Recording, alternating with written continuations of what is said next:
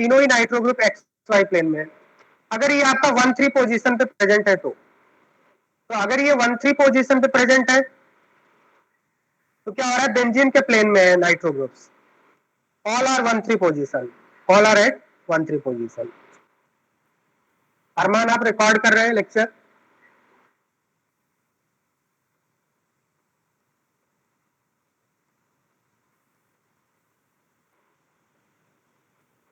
अरमान lecture record कर रहे हैं क्या? ठीक है। सो अगर 1-3 पोजीशन पे है, so all the NO2 groups will be in the plane of benzene ring. Okay, और यहाँ पे क्या होगा, अगर प्लेन में है, अगर सपोज आपके बेंजीन रिंग के प्लेन में ग्रुप्स है तो वहां पे रेजोनेंस होगा, रेजोनेंस पॉसिबल होगा। और रेजोनेंस की वजह से क्या होगा, जो आपका CN, सपोज हम लोग CN बॉन्ड की बात करते हैं, तो ये जो CN सिंगल बॉन्ड है ये पार्शियल डबल में कन्वर्ट हो जाएगा, क्योंकि आपको पता है ये double single double, that means this double bond of NO2 group is in conjugation with benzene ring. तो यहाँ पे क्या होगा, डबल सिंगल डबल होगा, और यहाँ पे क्या हो जाएगा, CN बॉन्ड पार्शियल डबल में कन्वर्ट हो जाएगा। C single bond is converted into double bond because of resonance, right. तो हम लोग यहाँ पे बोलेंगे कि जो CN बॉन्ड्स है, all the CN bonds are partial double bonds because all the NO2 groups are in conjugation with benzene ring.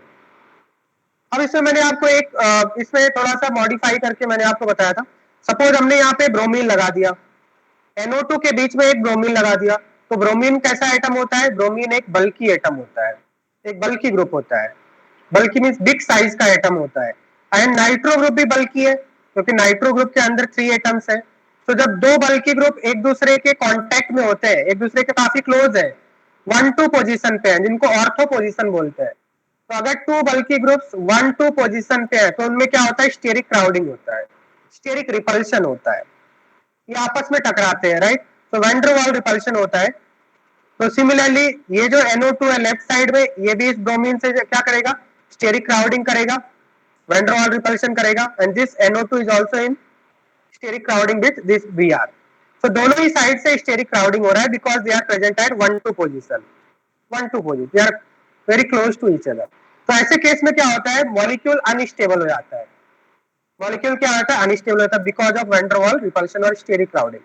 So one of the bulky group will go out of plane of benzene ring to minimize this repulsion, क्योंकि अगर दोनों एक ही plane में तो repulsion के chances ज्यादा होंगे। तो यहाँ पे क्या करता है, इस रिपल्शन को मिनिमाइज करने के लिए one of the NO2 group goes out of plane of benzene ring, benzene ring के प्लेन से बाहर चला जाता है। तो ये प्लेन से बाहर चला जाएगा, मतलब सपोज मान लिया पहले इस तरह से प्लेन में था, NO2 ग्रुप बेंजीन के प्लेन में था, तो अभी ये क्या होगा, स्लाइटली बेंजीन रिंग के प्लेन से बाहर चला जाएगा टू मिनिमाइज द रिपल्शन। और अगर ये NO2 ग्रुप बेंजीन रिंग के प्लेन से बाहर चला गया, that means this NO2 is now not in the plane of benzene ring, तो क्या यहाँ पे कॉन्जुगेशन हो पाएगा, क्या अब ये NO2 ग्रुप बेंजीन रिंग के साथ कॉन्जुगेशन कर पाएगा? नहीं, बिकॉज कॉन्जुगेशन के लिए मस्ट कंडीशन होता है ग्रुप्स आपके प्लेन में होना चाहिए, प्लेन में है या फिर ऑर्बिटल पैरेलल है तभी कॉन्जुगेशन होता है। तो इसका मतलब यहाँ पे जो डबल सिंगल डबल वाला जो कॉन्जुगेशन हो रहा था, NO2 group now will not be in conjugation with benzene, this conjugation will be inhibited, prohibited, right। अब ये कॉन्जुगेशन नहीं होगा। सिमिलरली इस साइड से भी जो आपका डबल सिंगल डबल कॉन्जुगेशन हो रहा था, ये भी आपका क्या हो जाएगा, रुक जाएगा। But what about this NO2, क्या ये भी स्टेरिक क्राउडिंग फील कर रहा है? क्या इसके सेकंड पोजीशन पे कोई ग्रुप लगा हुआ है? यहाँ पे कोई ग्रुप नहीं लगा हुआ है।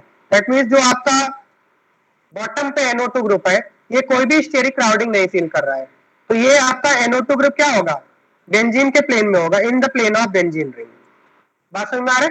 बाकी के जो दो NO2 ग्रुप्स हैं, because of steric crowding with bromine, they will go slightly outside the plane of benzene ring, ये out of plane of benzene ring चले जाता है टू मिनिमाइज द रिपल्शन।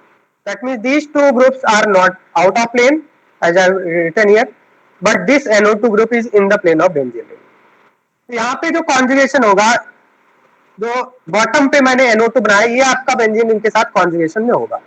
और अगर ये कॉन्जुगेशन में, तो इसका मतलब ये सिंगल बॉन्ड रहेगा क्या, क्या ये प्योर सिंगल रहेगा?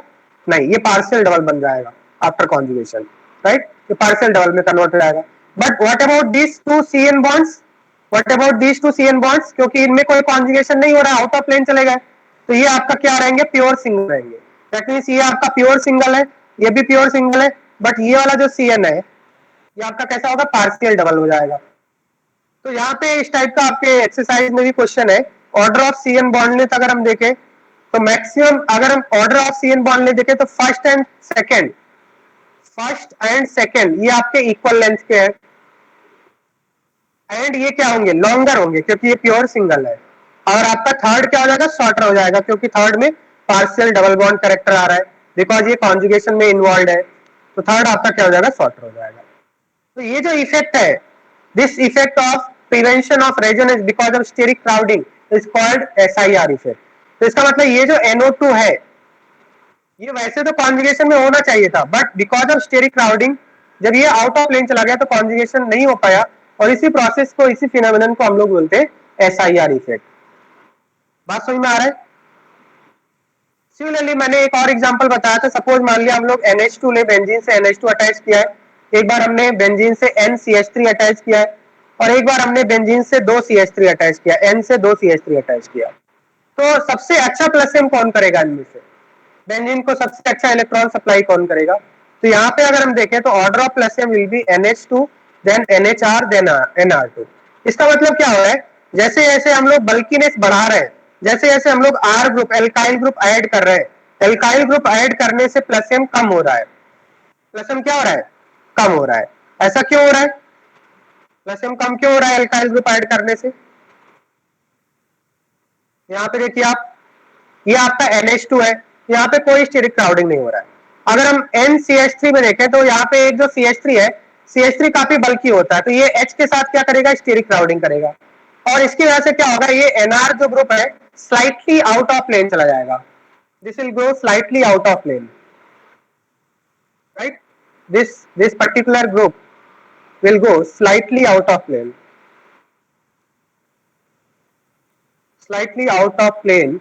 of benzene ring to minimize the repulsion between hydrogen and CH3 out of plane of benzene ring। और अगर स्लाइटली आउट चला जाएगा तो यहाँ पे रेजोनेंस उतना इफेक्टिव नहीं हो पाएगा, इसलिए NH2 और NHR में मैंने बोला कि NH2 का प्लसियम ज्यादा अच्छा होता है NHR से। सिमिलरली अगर हमने 2CH3 ग्रुप लगा दिए, 2CH3 ग्रुप लगा दिए तो और भी ज्यादा बाहर चला जाएगा प्लेन के, NR2 group will go out of plane of benzene ring due to steric crowding, और यहाँ पे क्या हो जाएगा, और भी कम SIR इफेक्ट हो जाएगा, सॉरी SIR इफेक्ट और ज्यादा हो जाएगा, और प्लसियम और भी कम हो जाएगा, इलेक्ट्रॉन डोनेट करने की कैपेबिलिटी कम हो जाएगी क्योंकि आउट ऑफ प्लेन चला गया, कॉन्जुगेशन उतना अच्छा नहीं हो पाएगा। सिमिलरली मैंने आपको बताया था प्लसियम अगर OH एंड OR में कंपेयर करें तो OH आपका बेटर प्लसियम करेगा देन OR, तो R ग्रुप लगाने से क्या हो रहा है, स्टेरिक क्राउडिंग बढ़ रहा है, SIR बढ़ने से प्लसियम उतना इफेक्टिव नहीं हो पाएगा। इसके बाद मैंने यहाँ पे एक एग्जांपल लिया था, फ्लोरीन, क्लोरीन, ब्रोमीन और आयोडीन NH2 के ऑर्थो पोजीशन पे लगाया।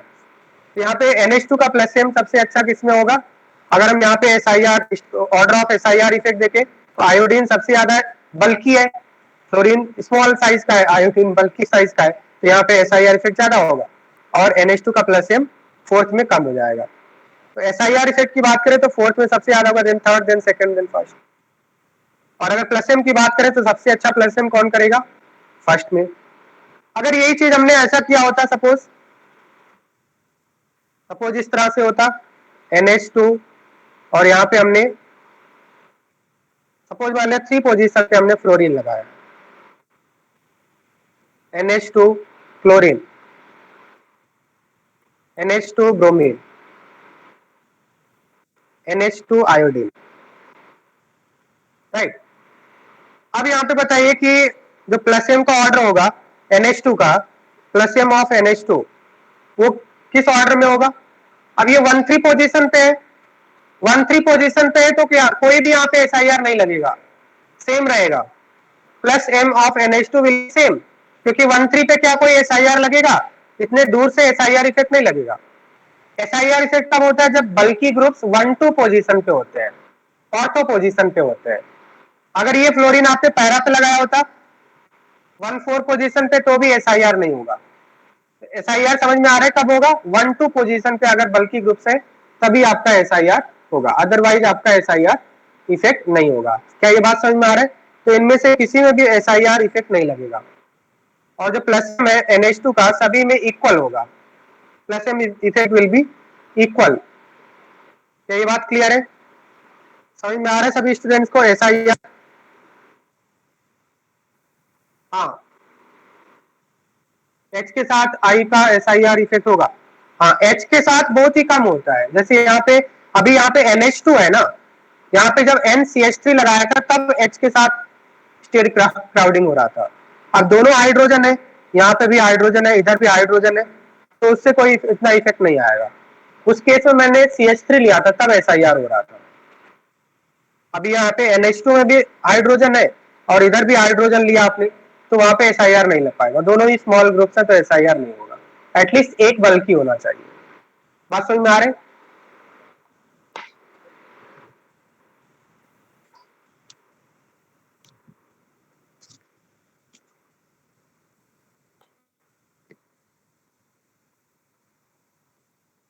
ओके, अब डेफिनेशन लिखिए इसका। पहले तो हम लोग इसका डेफिनेशन लिखते हैं। Steric inhibition of resonance, right? Definition of SIR,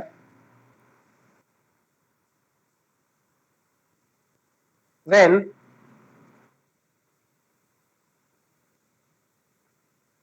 two bulky groups are present at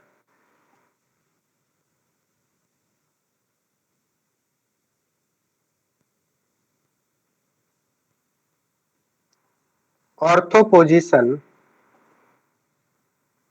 with respect to each other,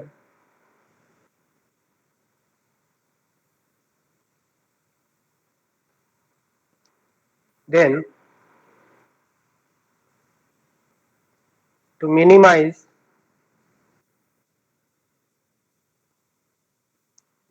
their mutual van der Waal repulsion, then to minimize their mutual van der Waal repulsion,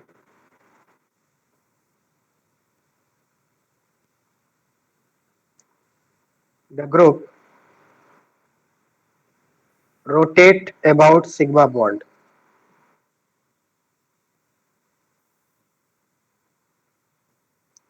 The group rotate about sigma bond, due to which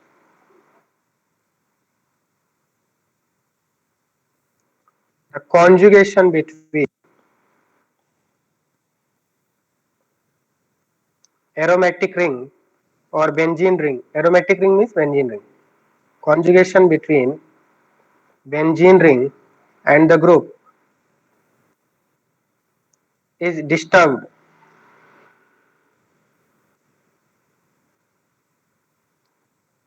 or you can say that resonance effect of the group, resonance effect of the group is partially or fully prohibited. Partially or fully prohibited. This phenomenon is called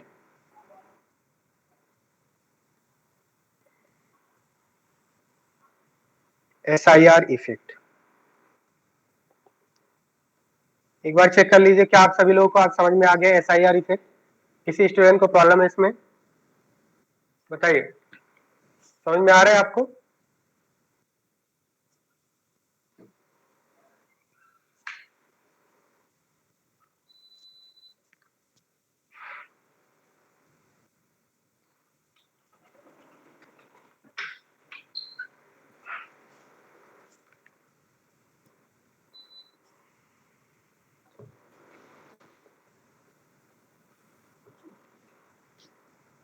बताइए, समझ में आ रहा है क्या? Yes और no? क्या ये क्लियर है सभी स्टूडेंट्स को?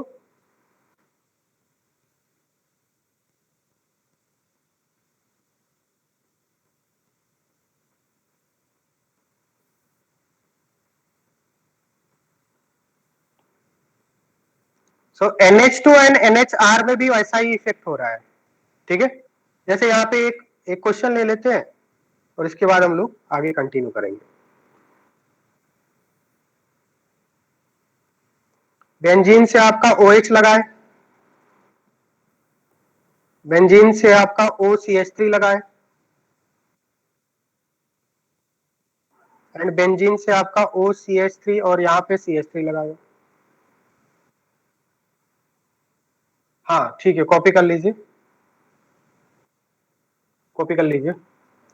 आपने होमवर्क सॉल्व कर लिया सभी स्टूडेंट ने? होमवर्क सॉल्व किया है क्या? हाँ, होमवर्क में डाउट क्या है बताइए, डिस्कस करेंगे अभी। उसके बाद हम लोग नेक्स्ट टॉपिक पे आएंगे, हाइपर कॉन्जुगेशन। ठीक है, पहले होमवर्क डिस्कस करेंगे, देन हाइपर कॉन्जुगेशन पे आएंगे। कॉपी कर लीजिए।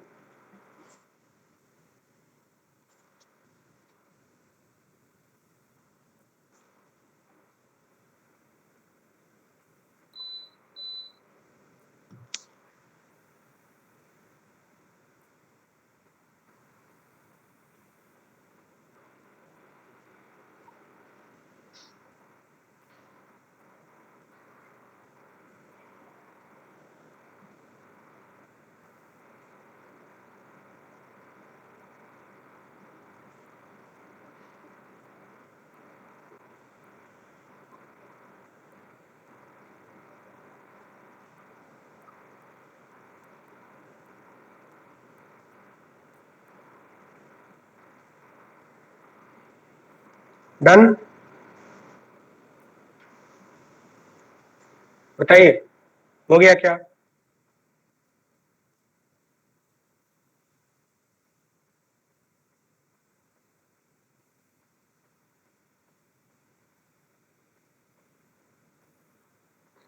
ओके, अब सपोज मान लिया यहाँ पे मैंने 3 कंपाउंड्स लिए हैं, इसमें आपको बताना है order of SIR effect. Maximum SIR effect किसमें लगेगा, and order of plus M of oxygen, order of plus M of oxygen, बताइए। Order of SIR effect, steric crowding सबसे ज्यादा किसमें हो रहा है? हाँ, 3 देन 2 देन 1, क्योंकि यहाँ पे CH3 और CH3 में स्टेरिक क्राउडिंग होगा, यहाँ पे CH3 और हाइड्रोजन के बीच में स्टेरिक क्राउडिंग हो, यहाँ पे नो स्टेरिक क्राउडिंग। तो यहाँ पे जो OH है ये in the plane of benzene ring रहेगा, और यहाँ पे जो OCH3 स्लाइटली बाहर जाएगा, और यहाँ पे OCH3 क्या होगा, कंप्लीटली बाहर जाएगा। बात समझ में आ रहा है? समझ में आ रहा है ना? यहाँ पे जो OH है इसमें कोई स्टेरिक क्राउडिंग नहीं होगा, तो ये आपका क्या होगा, आप ऐसा बोल सकते हैं ये आपका क्या हो जाएगा, in the plane of benzene ring. और अगर बेंजीन रिंग के प्लेन में रहेगा तो सबसे अच्छा प्लस एम करेगा, in the plane of benzene ring होगा। OCH3 क्या होगा, स्लाइटली क्या हो जाएगा, above the plane of benzene ring.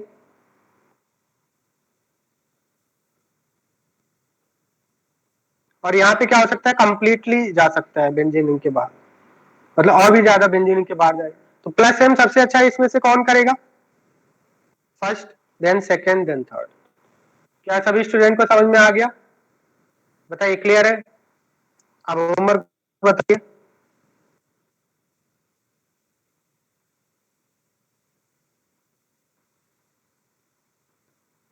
हाँ, होमवर्क में क्या डाउट है बताइए।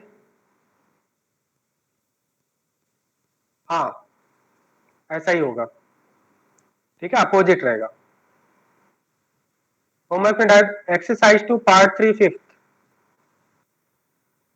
Exercise two part 3।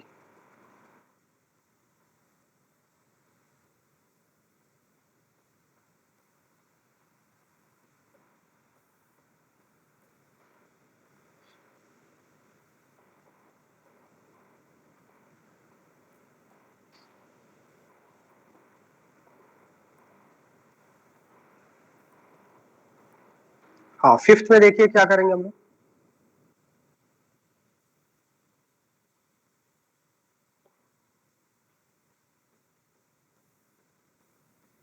In which of the following compounds delocalization of electron and shifting of electron in the same direction? देखिए, delocalization of electron कौन से effect में होता है? delocalization of electron का मतलब रेजोनेंस, जिसमें इलेक्ट्रॉन कंप्लीटली शिफ्ट होता है। और shifting of electron, shifting of electron का मतलब inductive effect, shifting of electron का मतलब इंडक्टिव इफेक्ट, क्योंकि इंडक्टिव इफेक्ट में क्या होता है, पार्शियल शिफ्टिंग होता है इलेक्ट्रॉन का, और रेजोनेंस में क्या होता है, कंप्लीट शिफ्ट होता है। इंडक्टिव इफेक्ट में सिग्मा बॉन्ड इलेक्ट्रॉन पार्टिसिपेट करते हैं और रेजोनेंस में पाई इलेक्ट्रॉन पार्टिसिपेट करते हैं। रेजोनेंस में कंप्लीट शिफ्ट होता है पाई इलेक्ट्रॉन का, इंडक्टिव इफेक्ट में पार्शियल शिफ्ट होता है सिग्मा इलेक्ट्रॉन का। तो इसमें इनडायरेक्टली पूछा है कि रेजोनेंस और इंडक्टिव इफेक्ट सेम डायरेक्शन में किसमें हो रहा है। जैसे अगर हम OH की बात करें तो OH क्या करता है, प्लस एम करता है और प्लस एम से ये रिलीज करेगा electron top to bottom. But जब इंडक्टिव से विड्रॉ करना होगा तो कार्बन ऑक्सीजन में ज्यादा इलेक्ट्रोनेगेटिव कौन होता है, ऑक्सीजन ज्यादा इलेक्ट्रोनेगेटिव। तो इंडक्टिव क्या सेम डायरेक्शन में है, मतलब ऑक्सीजन इलेक्ट्रॉन रिलीज कर रहा है और इलेक्ट्रॉन रिलीज कर रहा है तो टॉप टू बॉटम जा रहा है इलेक्ट्रॉन, और जब विड्रॉ करने की बात है तो बॉटम टू टॉप कर रहा है, क्योंकि ऑक्सीजन मोर इलेक्ट्रोनेगेटिव। तो बेंजीन के इलेक्ट्रॉन क्लाउड को ऑक्सीजन विड्रॉ करेगा थ्रू इंडक्टिव इफेक्ट और रिलीज करेगा थ्रू मेसोमेरिक इफेक्ट। और इसमें मैंने आपको बताया था कि ओवरऑल क्या इफेक्ट होगा फिर OH का, तो मैंने आपको बताया था mesomeric effect is far far dominant, more dominant than inductive effect, बहुत ही ज्यादा डोमिनेंट होता है इंडक्टिव इफेक्ट के कंपेरिजन। इंडक्टिव इफेक्ट बहुत ही पुअर इफेक्ट होता है, तो ओवरऑल ये इलेक्ट्रॉन रिलीज ही करेगा। तो अभी फिलहाल के लिए क्या सेम डायरेक्शन में हो रहा है मेसोमेरिक इंडक्टिव, नो, तो फर्स्ट ऑप्शन नहीं होगा। सेकंड में देखिए, सेकंड में अगर हम इसको इस तरह से अगर हम बनाए, क्या हम इसको ऐसा बना सकते हैं, क्या इसमें रेजोनेंस होगा, CH3 को इग्नोर करता हूं, ठीक है, रेजोनेंस होगा, किधर होगा, नाइट्रोजन का जो लोन पेयर है वो इसके साथ इस तरह से होगा। तो इसका मतलब मेसोमेरिक इफेक्ट किस डायरेक्शन में हो रहा है, मेसोमेरिक इफेक्ट कौन सा हो रहा है, -m या +m, NO2 का -m हो रहा है, तो ये लेफ्ट टू राइट हो रहा है। और इंडक्टिव में अगर हम देखें तो NO2 का -I भी बहुत अच्छा होता है, तो सेम डायरेक्शन में होगा। इंडक्टिव भी और मेसोमेरिक दोनों सेम डायरेक्शन में रहे। फिर से बता रहा हूं, मेसोमेरिक का मतलब पाई इलेक्ट्रॉन का ट्रांसफर, इंडक्टिव का मतलब सिग्मा इलेक्ट्रॉन का ट्रांसफर। तो क्या इसमें सेम डायरेक्शन में हो रहा है, सभी स्टूडेंट को समझ में आ रहा है, क्योंकि NO2 एक पावरफुल विड्रॉइंग होता है, तो सिग्मा के थ्रू विड्रॉ करेगा और पाई के थ्रू भी विड्रॉ करेगा। क्लियर।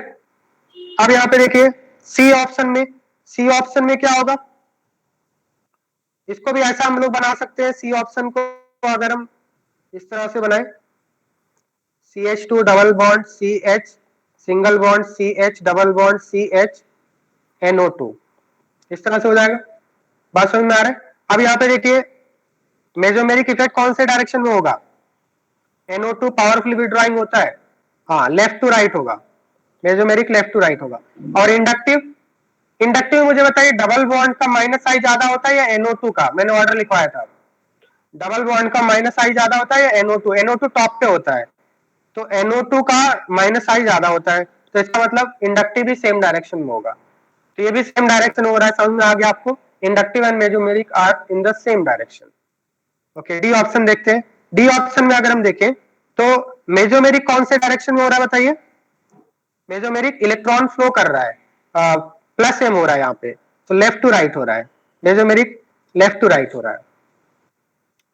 और इंडक्टिव डबल बॉन्ड और NH2 में किसका -I ज्यादा होता है, ऑर्डर लिखवाया था मैंने, डबल बॉन्ड और NH2 में -I किसका ज्यादा होता है, NH2 का।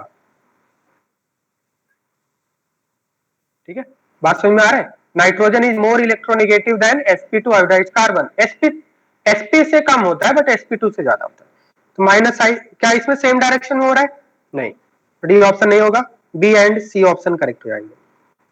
ठीक है, क्लियर है। और बताइए नेक्स्ट डाउट बताइए, एक्सरसाइज 1 पार्ट 2 H1।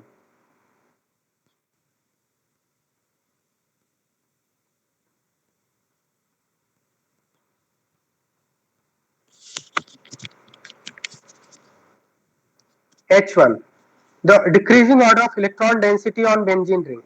तो electron density in benzene ring बोला है, देखिए यहाँ पे बेंजीन से कौन सा ग्रुप अटैच है, CO, डायरेक्टली अटैच CO है, तो ये क्या करेगा, CO -M शो करता है, तो बेंजीन से इलेक्ट्रॉन डेंसिटी विड्रॉ करेगा, EWG लगा हुआ है, मतलब बेंजीन रिंग में इलेक्ट्रॉन डेंसिटी डिक्रीज कर देगा।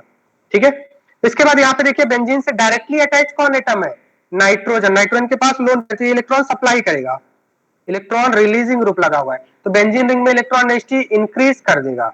और यहाँ पे अगर हम देखें, यहाँ पे अगर हम देखें तो यहाँ पे भी इलेक्ट्रॉन सप्लाई करेगा, इलेक्ट्रॉन रिलीजिंग ग्रुप लगा हुआ है, इलेक्ट्रॉन सप्लाई करेगा। बट अगर हम इन दोनों में देखें, सेकेंड और थर्ड में अगर हम देखें, तो फर्स्ट में तो विड्रॉइंग कर इलेक्ट्रॉन डेंसिटी कम हो जाएगा। अगर सेकेंड और थर्ड में देखें, तो सेकेंड में जो नाइट्रोजन का लोन पेयर क्या 100% बेंजीन के साथ कॉन्जुगेशन में है, वो सीओ के साथ भी कॉन्जुगेशन में है। तो इसका मतलब नाइट्रोजन का जो लोन पेयर हो 50% तो सीओ के साथ कॉन्जुगेशन में, 50% इलेक्ट्रॉन डेंसिटी इस डायरेक्शन में भेजेगा। बात समझ में आ रहा है या नहीं? आप इस नाइट्रोजन को फोकस कीजिए, तो ये जो नाइट्रोजन का लोन पेयर है 50% बेंजीन के डायरेक्शन में lone pair electron density supply कर रहा है और 50% सीओ के साथ सप्लाई कर रहा है। तो इसका मतलब जो नाइट्रोजन ने उतना अच्छा इलेक्ट्रॉन सप्लाई नहीं किया। अगर इसमें देखें थर्ड वाले में तो 100% बेंजीन को सप्लाई कर रहा है। क्या थर्ड में सीओ लगा हुआ है कोई नाइट्रोजन से? बताइए, डायरेक्टली सीओ लगा हुआ है? नहीं। इसका मतलब ये नाइट्रोजन 100% सप्लाई करेगा। तो मुझे बताया थर्ड में ज्यादा अच्छा प्लसम कौन करेगा, ज्यादा इलेक्ट्रॉन रिलीज कौन करेगा, NH2 या NHCO? लास्ट क्लास में बताया भी था NH2 का प्लसम ज्यादा होता है NHCO से। तो अब इसमें इसका मतलब second is greater than third. और फर्स्ट, फर्स्ट क्या होगा, मिनिमम हो जाएगा। फर्स्ट में तो रिलीजिंग नहीं लगा, उल्टा विड्रॉइंग लगा हुआ है, अपोजिट इफेक्ट लग रहा है। तो फर्स्ट में इलेक्ट्रॉन डेंसिटी बेंजीन रिंग के अंदर मिनिमम हो जाएगा क्योंकि विड्रॉइंग इफेक्ट लग रहा है। तो फर्स्ट मिनिमम हो जाएगा, सबसे ज्यादा second, then third, then first. B option correct होगा। क्या ये बात समझ में आ रहा है सभी स्टूडेंट को? Maximum will be in second, then third, sorry यहाँ पे मैंने क्या बोल दिया, थर्ड में सबसे ज्यादा होगा, थर्ड में ज्यादा होगा, थर्ड उसके बाद, थर्ड के बाद सेकंड आएगा, सेकंड के बाद आपका फर्स्ट आएगा। ए ऑप्शन करेक्ट होगा, third then second then first. समझ में आ गया बात? बताइए, क्लियर है? क्योंकि थर्ड में 100% एक ही डायरेक्शन में जा रहा है। हाँ, नेक्स्ट बताइए, नेक्स्ट क्वेश्चन, नेक्स्ट क्वेश्चन बताइए। और डाउट बताइए, और किसी को डाउट है क्या?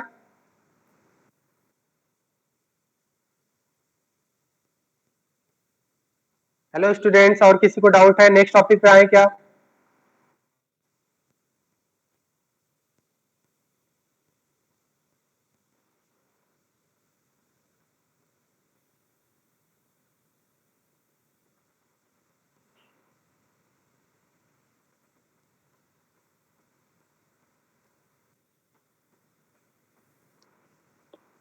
डाउट नहीं है किसी को? ओके, नेक्स्ट टॉपिक लिखिए। मैंने आप लोग, मैंने स्टार्टिंग में आपको बताया था इलेक्ट्रॉनिक इफेक्ट कितने टाइप के होते हैं, 4 टाइप के होते हैं, जिसमें से इंडक्टिव इफेक्ट कवर कर लिया एंड रेजोनेंस कवर कर लिया, mesomeric effect. Next third electronic effect लिखिए। Third electronic effect is hyperconjugation. Hyper conjugation,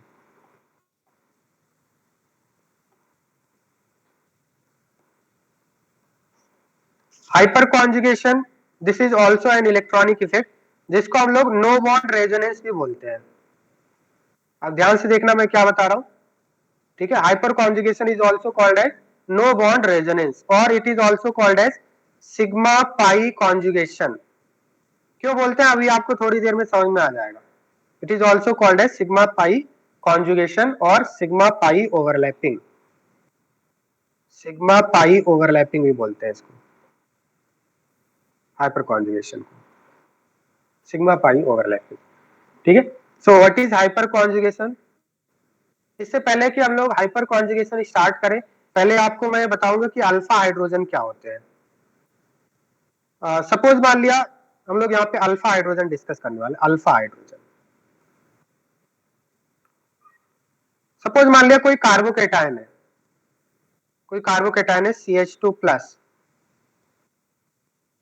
CH2, CH2, CH3।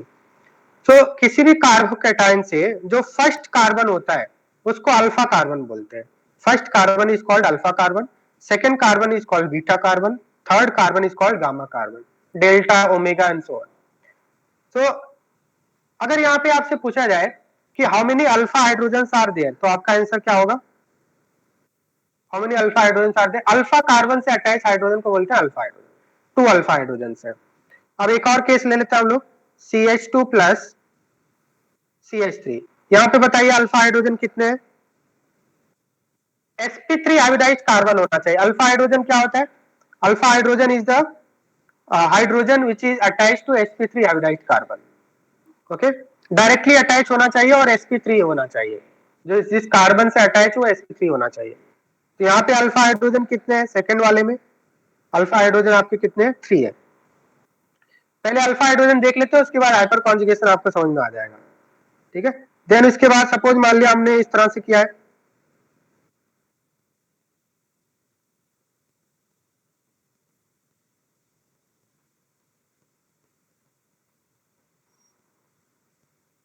यहाँ पे बताइए अल्फा हाइड्रोजन कितने हैं? तो यहाँ पे ये भी अल्फा है, डायरेक्टली अटैच है, ये भी डायरेक्टली अटैच है, और ये भी डायरेक्टली अटैच। तो अल्फा हाइड्रोजन कितने होंगे? 9 अल्फा हाइड्रोजन। अल्फा हाइड्रोजन कितने हो गए यहाँ पे? 9। सपोज मान लिया इस तरह से कर दिया मैंने,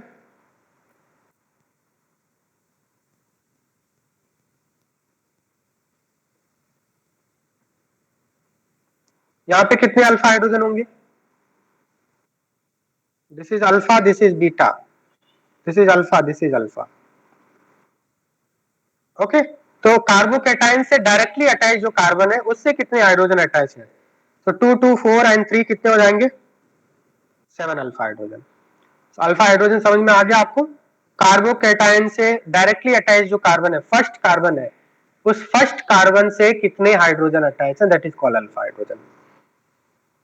now alpha hydrogen in alkene देखते हैं, या फिर रेडिकल में पहले देख लेते हैं। सपोज वाले कि कोई रेडिकल है, CH रेडिकल है, और यहाँ पे इस तरह से है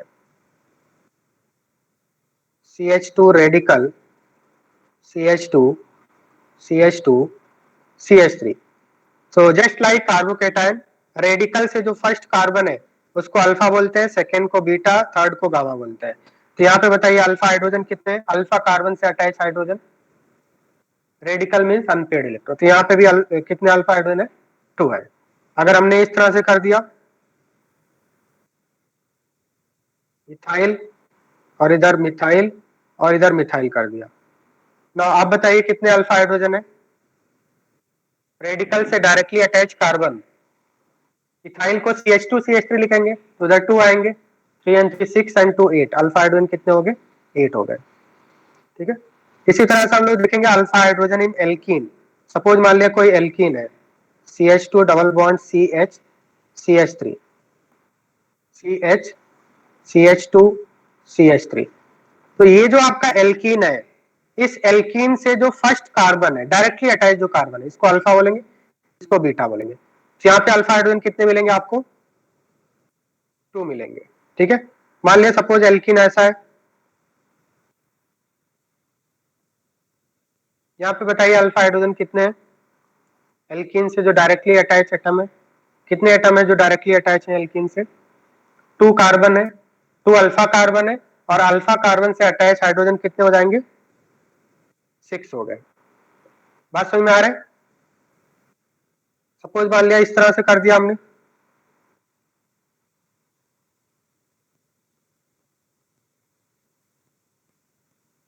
यहाँ पे बताइए अल्फा हाइड्रोजन कितने हैं? How many alpha hydrogen are there?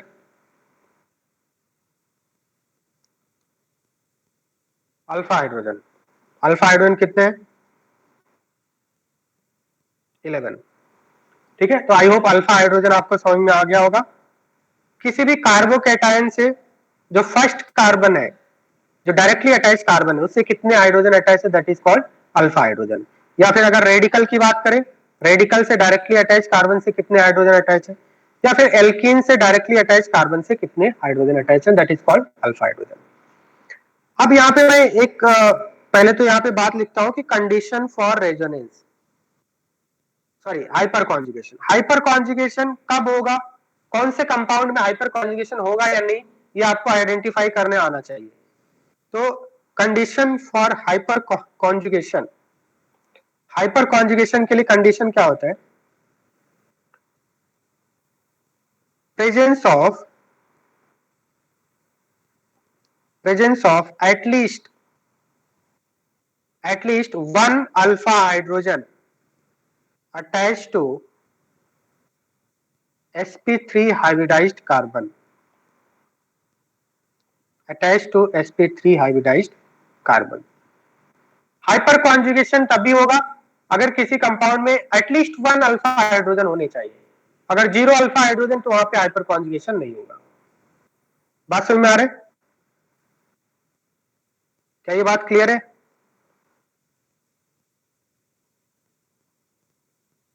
जैसे यहाँ पे देखिए, क्या इस कंपाउंड में हाइपर कॉन्जुगेशन होगा?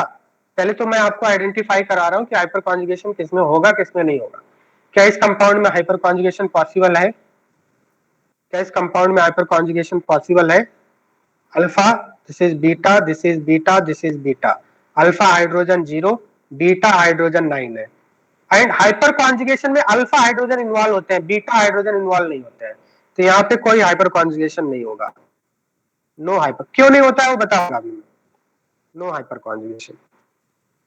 बात समझ में आ रहा है? यहाँ पे आप लिख सकते हैं only alpha hydrogen atoms attach to sp3 iodized carbon,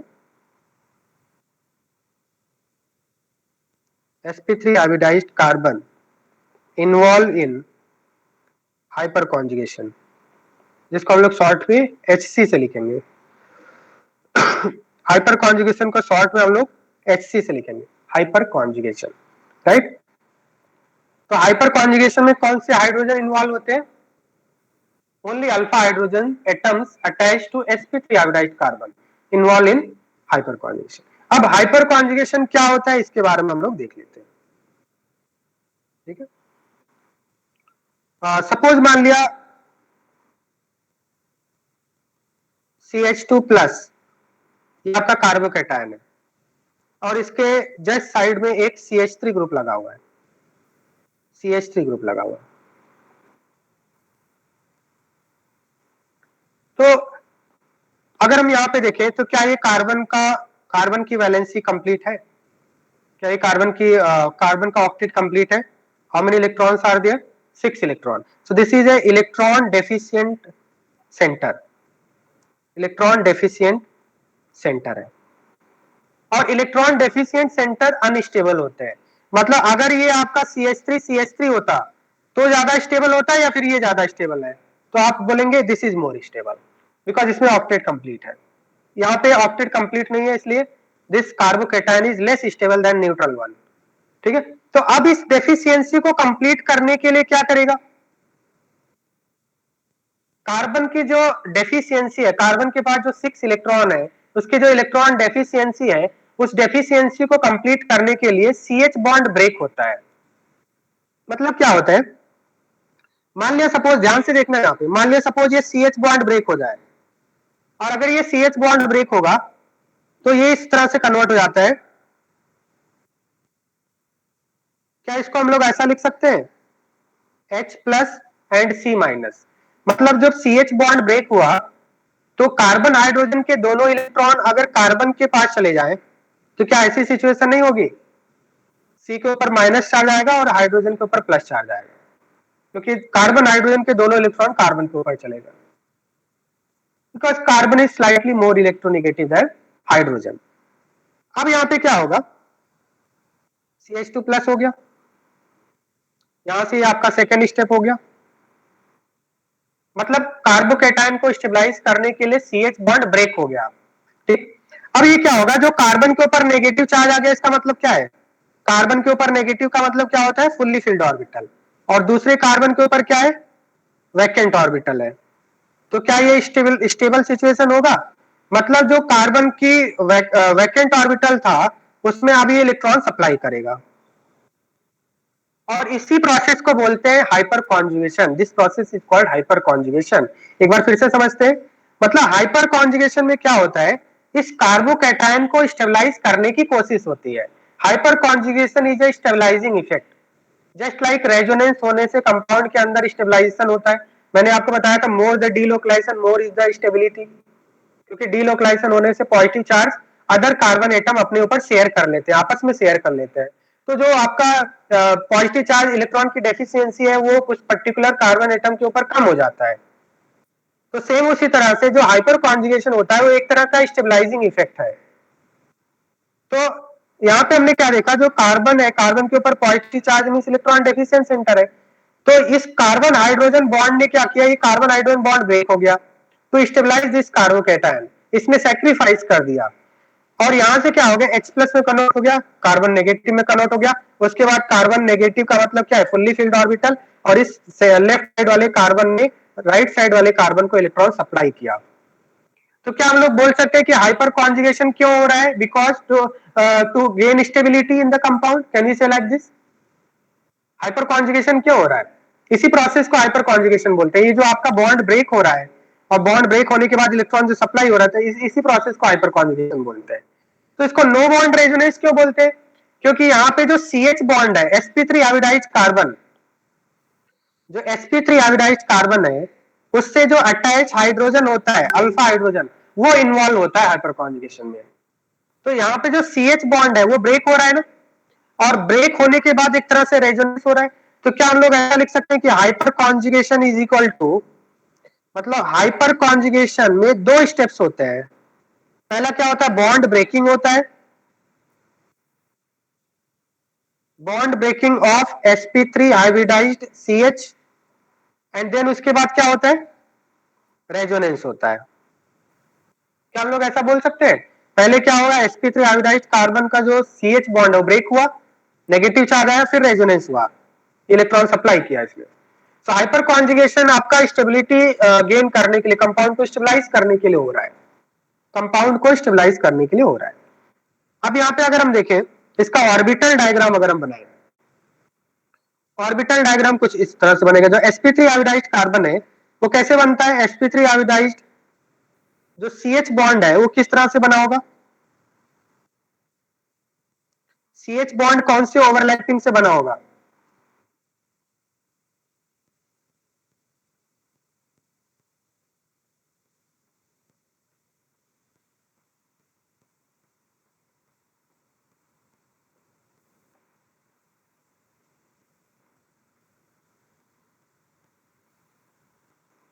CH bond कौन सी ओवरलैपिंग से बना होगा? sp3 iodized carbon, sp3 iodized carbon का जो ऑर्बिटल है वो 1s ऑर्बिटल ऑफ हाइड्रोजन से ओवरलैप किया होगा। ऐसा ही बना होगा, बताइए समझ में आ रहा है आपको? और इसके जस्ट साइड में एक एम्प्टी CH2 प्लस है, प्लस का मतलब एम्प्टी ऑर्बिटल। इसके जस्ट साइड में क्या है, कार्बन के पास एक एम्प्टी ऑर्बिटल है, this is vacant p orbital, this is vacant p orbital.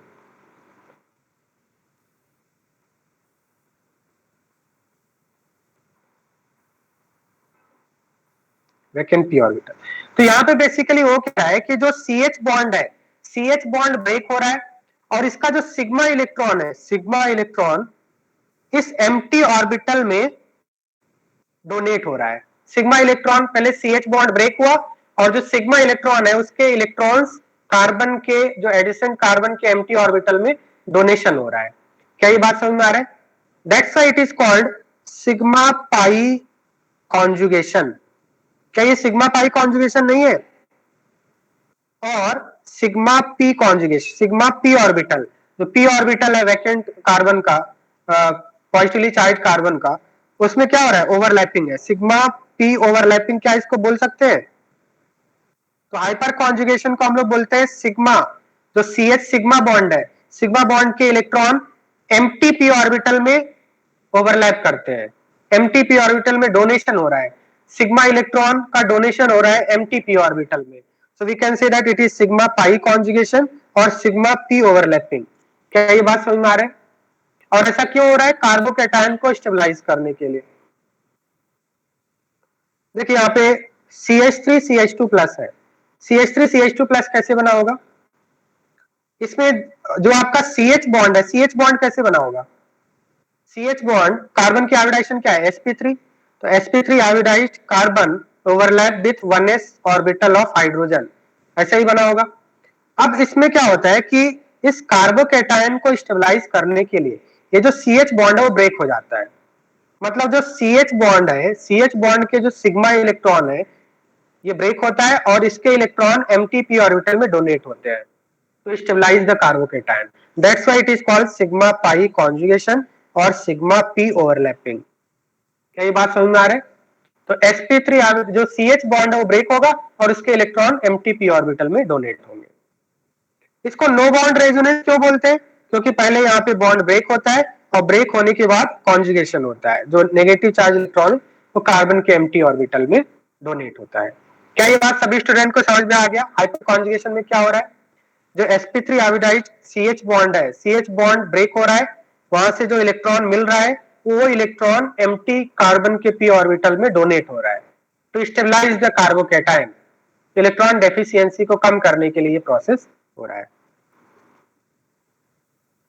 तो सबसे पहले तो हम लोग यहाँ पे हाइपर कॉन्जुगेशन का डेफिनेशन लिख लेते हैं। Definition of hyper conjugation,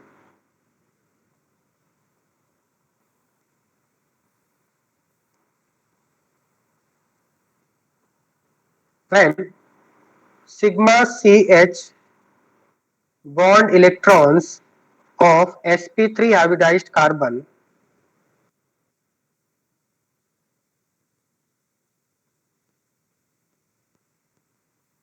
overlap with empty p orbital or half filled p orbital or pi orbital of double bond, this phenomenon is called hyperconjugation.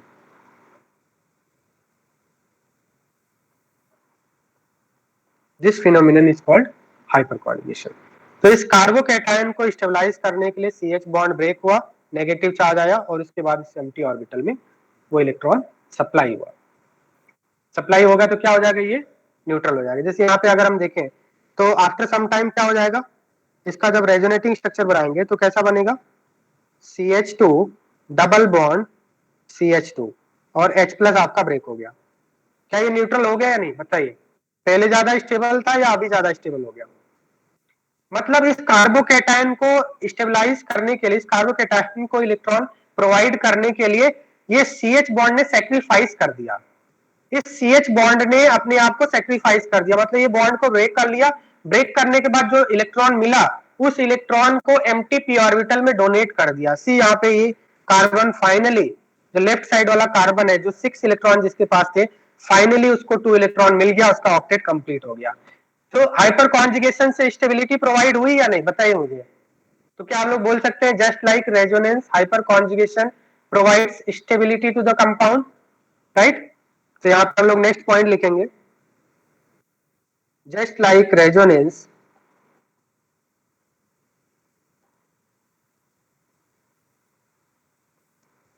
Hyper conjugation provides stability to carbocation. Carbocation means carbon containing positive charge. Carbocation, free radical and alkenes.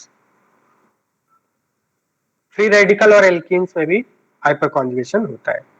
अब जैसे मान लिया suppose CH3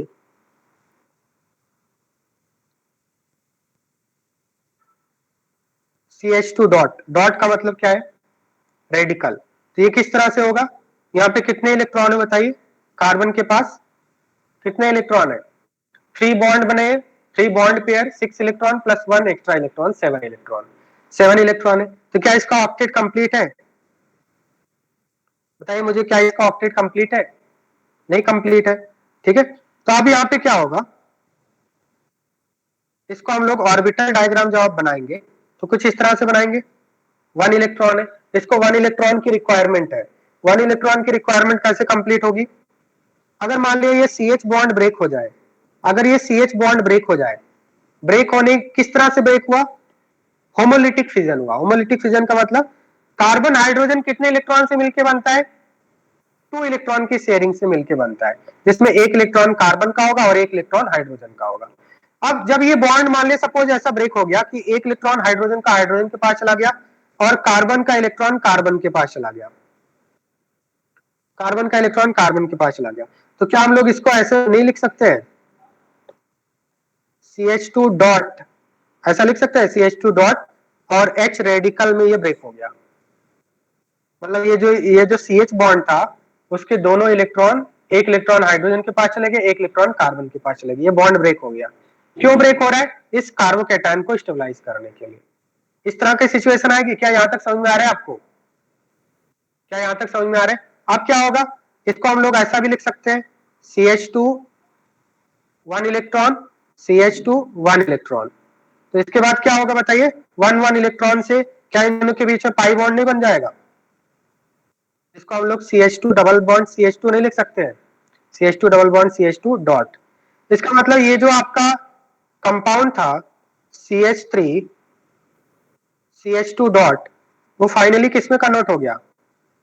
इस particular compound में convert हो गया, जिसमें दोनों कार्बन का ऑक्टेट कंप्लीट हो गया। This is called hyper conjugation.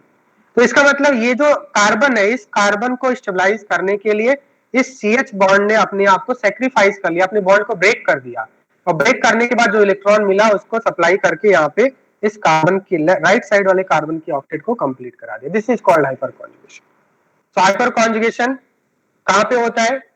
Carbocation में होता है, रेडिकल में होता है, एल्कीन्स में भी हाइपर कॉन्जुगेशन होता है, बट कार्बन आयन में नहीं होता है हाइपर कॉन्जुगेशन, राइट? वो हम लोग अभी देखेंगे। क्या यहां तक समझ में आ रहा है आपको हाइपर कॉन्जुगेशन क्यों हो रहा है? हाइपर कॉन्जुगेशन क्यों हो रहा है? सभी स्टूडेंट को समझ में आ रहा है? हाँ बताइए, बताइए।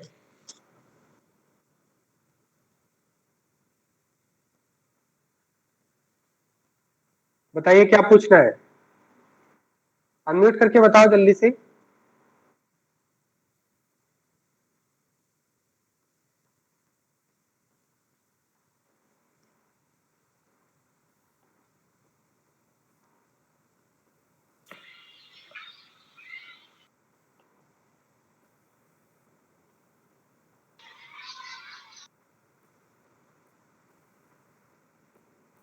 हाँ बोलो, हाइपर हेलो सर। कॉन्जुगेशन। हाँ बोलो। सर यहाँ पे जब आपने प्लस कार्बो एनायन कैटायन वाला केस बनाया था, हम्म,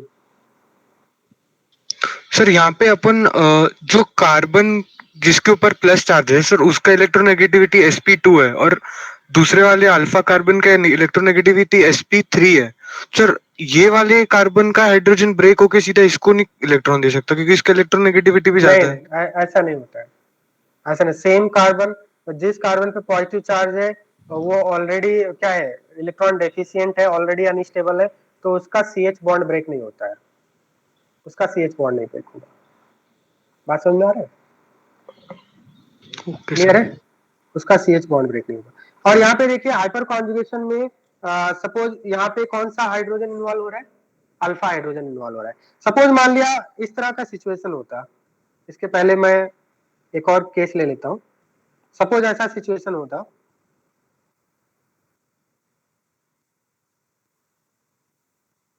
CH3 CH2 CH2 प्लस। तो मैंने ये बोला था कि in hyperconjugation alpha hydrogen of sp3 hybridized carbon involve. In hyperconjugation alpha hydrogen of sp3 hybridized carbon involve, right? Beta hydrogen do not involve. जैसे ये अल्फा ये beta है, मान लिया बीटा हाइड्रोजन ब्रेक होता तो क्या वो स्टेबलाइज कर पाता? सपोज मान लिया ब्रेक हो गया, ये ब्रेक होके कैसे हो जाता? CH2 माइनस H प्लस, और ये CH2 और ये CH2 प्लस। CH2 माइनस का मतलब क्या है? फुल्ली फिल्ड ऑर्बिटल, और CH2 प्लस का मतलब वैकेंट ऑर्बिटल। क्या ये एडजेसेंट एटम है दोनों? क्या यहाँ पे इतने दूर से डोनेशन हो पाएगा? इतने दूर से डोनेशन नहीं हो पाता है, ये डोनेशन नहीं हो पाएगा, ठीक है? इसीलिए मैंने आपको बताया था कि हाइपर कॉन्जुगेशन में कौन से हाइड्रोजन इन्वॉल्व होते हैं बताइए?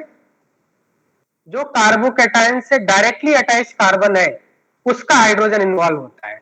क्या ये बात समझ में आ गया? बीटा हाइड्रोजन हाइपर कॉन्जुगेशन में इन्वॉल्व नहीं होता, क्योंकि वो किसी काम का नहीं है, वो स्टेबलाइज नहीं कर पाएगा कार्बोकैटायन को, क्योंकि ये दोनों कार्बन एडजेसेंट नहीं है, इतने दूर से डोनेशन नहीं हो पाएगा। मान लिया ब्रेक भी हो गया, इसके ऊपर नेगेटिव चार्ज आया, इसके ऊपर इलेक्ट्रॉन डेंसिटी इसको मिल गया, बट इलेक्ट्रॉन डेंसिटी मिल गया, बट ये इतने दूर से प्रोवाइड नहीं कर पाएगा।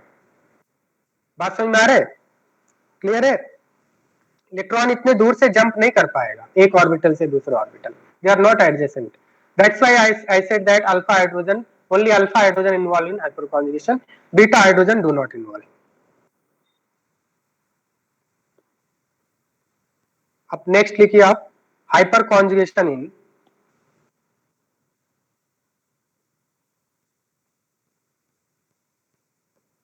Hyper conjugation in carbocation. इसको हम लोग डिटेल में देखेंगे, हाइपर कॉन्जुगेशन इन कार्बोकैटायन।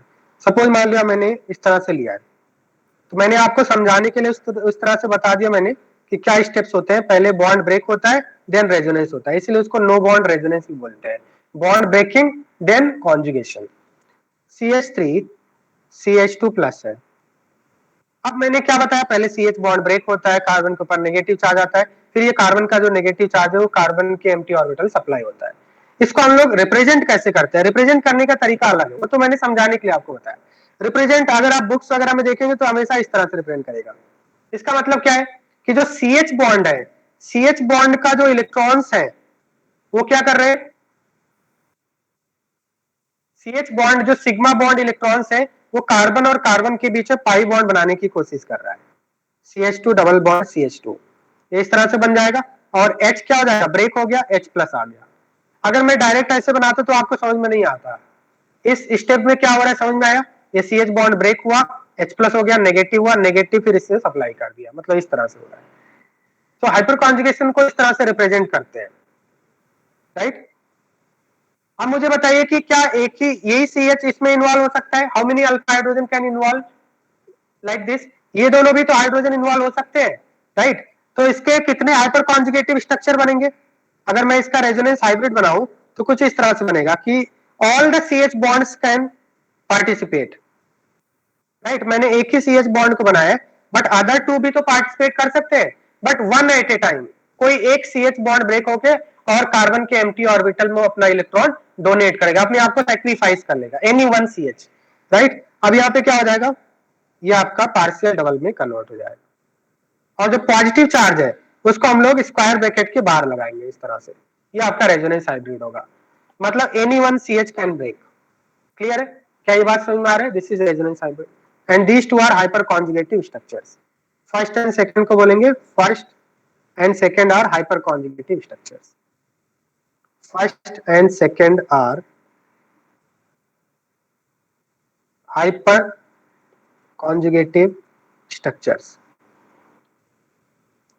अब इसमें जो फॉर्मूला होता है number of hyperconjugative structures का, number of hyperconjugative structures का फॉर्मूला होता है number of alpha hydrogen plus one, number of alpha hydrogen plus one क्यों किया है, मतलब वन का मतलब जो ओरिजिनल स्ट्रक्चर है वो तो रहेगा ही, plus number of alpha hydrogen जितने उतने एक्स्ट्रा हो जाएंगे।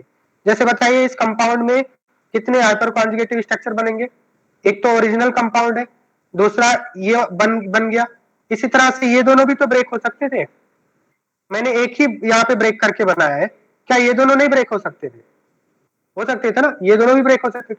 तो थ्री थ्री तो अल्फा हाइड्रोजन से बनेंगे, प्लस एक ओरिजिनल स्ट्रक्चर, कितने बनेंगे, number of hyper conjugative structure कितने हो जाएंगे, number of SC structure 3 plus 1 that is 4 हो जाएंगे। क्या ये बात समझ में आ रहा है आपको?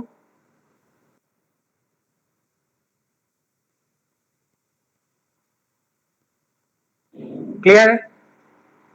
तो यहाँ पे हम लोग एक नोट पॉइंट करके लिख सकते हैं, in case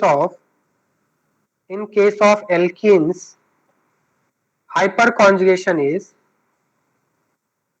in case of alkenes hyperconjugation is sigma pi और sigma p overlapping.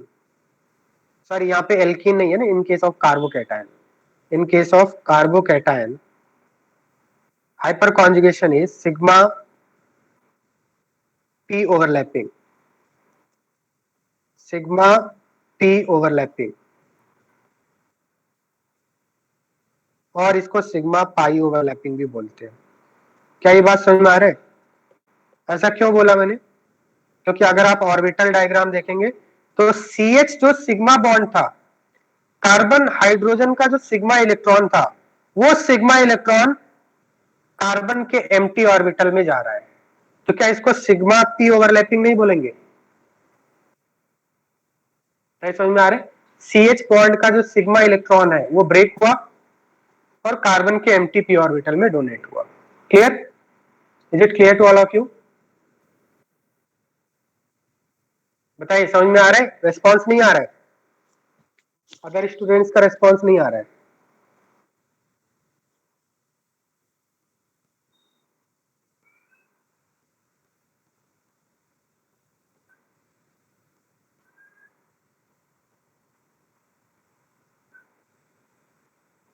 so this is hyperconjugation in carbocation. Similarly hyperconjugation in free radical. Next लिखेंगे हम लोग hyperconjugation is free radical. Hyperconjugation in free radical. Free radical में भी electron की deficiency होती है, तो वहां पे भी हाइपर कॉन्जुगेशन होने की जरूरत होगी। तो इसमें किस तरह से रिप्रेजेंट करेंगे, क्या होता है वो तो मैंने आपको समझा दिया। रिप्रेजेंट किस तरह से करेंगे, देखिए सबसे पहले तो क्या होगा, जो CH बॉन्ड इलेक्ट्रॉन है उसका होमोलिटिक फिजन होगा। होमोलिटिक फिजन का मतलब क्या है, 1 इलेक्ट्रॉन शिफ्ट होंगे। तो ये जो कार्बन CH का 1 इलेक्ट्रॉन इधर आएगा और 1 इलेक्ट्रॉन तो इस कार्बन का था, और ये वाला बॉन्ड ब्रेक होके हाइड्रोजन के ऊपर जाएगा। यहां से जो इसका हाइपर कॉन्जुगेशन बनेगा CH2 डबल बॉन्ड CH2 और H रेडिकल में कन्वर्ट हो जाएगा। अगर आपको नहीं समझ में आ रहा है तो देखो इस तरह से हो रहा है। पहले क्या हुआ, ये जो CH बॉन्ड है, इस CH बॉन्ड को आप ब्रेक करके कैसे लिख सकते हैं, अगर इसका 1 इलेक्ट्रॉन इधर गया और 1 इलेक्ट्रॉन कार्बन का कार्बन के पास गया, तो क्या हम लोग इसको ऐसा नहीं लिख सकते हैं, C रेडिकल H रेडिकल, ऐसा लिख सकते हैं? बताइए, यहाँ तक समझ में आ रहा है? ये वाला बॉन्ड ब्रेक हो गया, तो ब्रेक होके 1 इलेक्ट्रॉन हाइड्रोजन के पास गया, 1 इलेक्ट्रॉन कार्बन के पास गया। इसको बोलते हैं होमोलिटिक फिजन।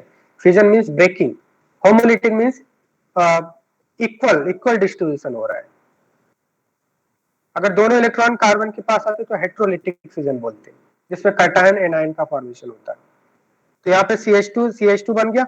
अब यहाँ पे 1 इलेक्ट्रॉन मिलके एक डबल बॉन्ड नहीं बन सकता है, 1 इलेक्ट्रॉन मिलके एक पाई बॉन्ड नहीं बन सकता है, बताइए बन सकता है ना? तो यही यहाँ पे बना दिया हमने। क्लियर है क्या? क्या ये बात समझ में आ रहा है? Is it clear to all of you? ऐसा क्यों हो रहा है? जो रेडिकल है उस रेडिकल को स्टेबलाइज करने के लिए हो रहा है। सी आपका न्यूट्रल हो गया कंपाउंड, पहले रेडिकल था अभी न्यूट्रल। पहले यहाँ पे 7 इलेक्ट्रॉन थे, अभी 8 इलेक्ट्रॉन हो गया, ऑक्टेट कंप्लीट हो गया। You can write like this, यहाँ पे 7 थे, ये आपका 8 इलेक्ट्रॉन, ऑक्टेट कंप्लीट हो गया। 1 मिनट वेट करना, ठीक है। अब इसका अगर हम हाइपर कॉन्जुगेशन का रेजोनेंस हाइब्रिड बनाए तो रेजोनेंस हाइब्रिड कैसे बनाओगे आप? अदर हाइड्रोजन CH बॉन्ड भी तो इन्वॉल्व हो सकते हैं। मैंने एक ही CH बॉन्ड बनाया है, ये वाला CH भी इन्वॉल्व हो सकता है, तो यहाँ पे सभी आपके ब्रेक हो सकते हैं।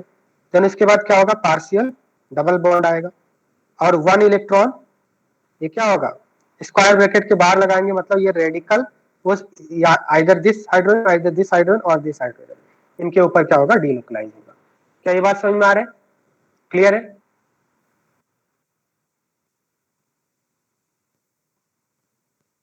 यहाँ तक क्लियर है क्या, बताइए।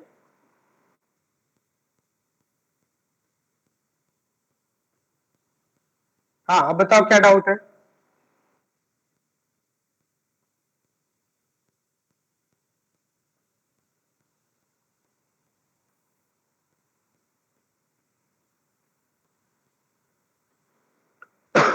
क्या बोल रहे हैं, अनम्यूट करके बताओ, अनम्यूट करके बताइए क्या पूछ रहे हैं।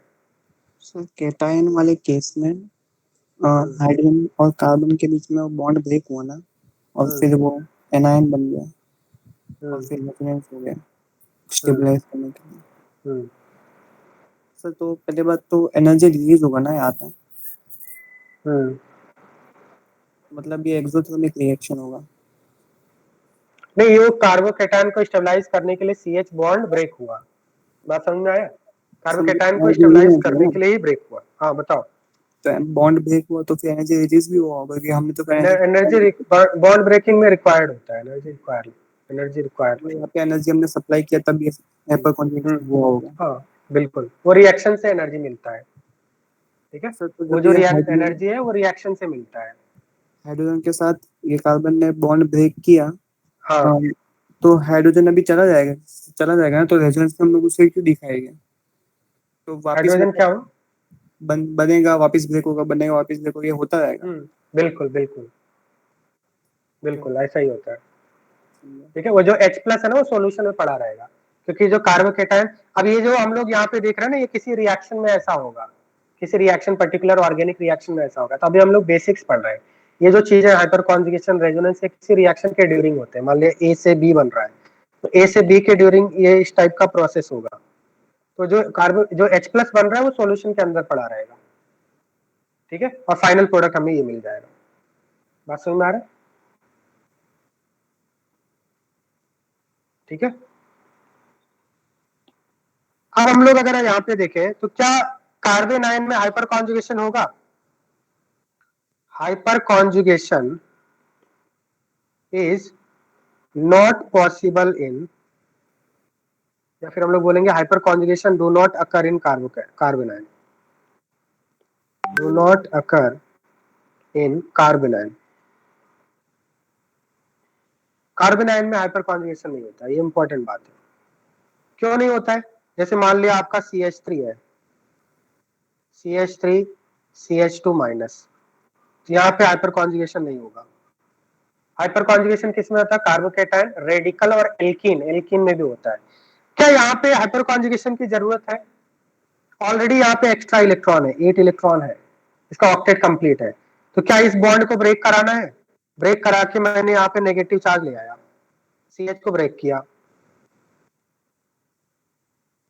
ये क्या स्टेबल सिचुएशन है? इसके पास भी लोन पेयर, इसके पास भी lone pair, lone pair repulsion होगा। जब इसका ऑक्टेट कंप्लीट है तो क्या यहाँ पे हाइपर कॉन्जुगेशन होने की जरूरत है? नहीं। ये बात ध्यान देना, कार्बन आयन में हाइपर कॉन्जुगेशन नहीं होता है। क्लियर है? सभी स्टूडेंट को समझ में आ रहा है? तो हाइपर कॉन्जुगेशन बेसिकली क्यों हुआ था? हाइपर कॉन्जुगेशन इसलिए होता कि जो इलेक्ट्रॉन डेफिशिएंसी है, कार्बोकेटायन की इलेक्ट्रॉन डेफिशिएंसी या कार्बन फ्री रेडिकल की इलेक्ट्रॉन डेफिशिएंसी को कम करने के लिए हुआ था। अगर ऑलरेडी कार्बन आयन है, उसके पास एक्सेस इलेक्ट्रॉन डेंसिटी है, तो वहां पे हाइपर कॉन्जुगेशन नहीं होगा। बात समझ में आ रहा है? This is unstable situation. क्या ये सभी स्टूडेंट को समझ में आ रहा है? No hyperconjugation, this is unstable situation.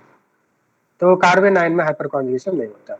अब हम लोग देखेंगे हाइपर कॉन्जुगेशन इन एल्कीन।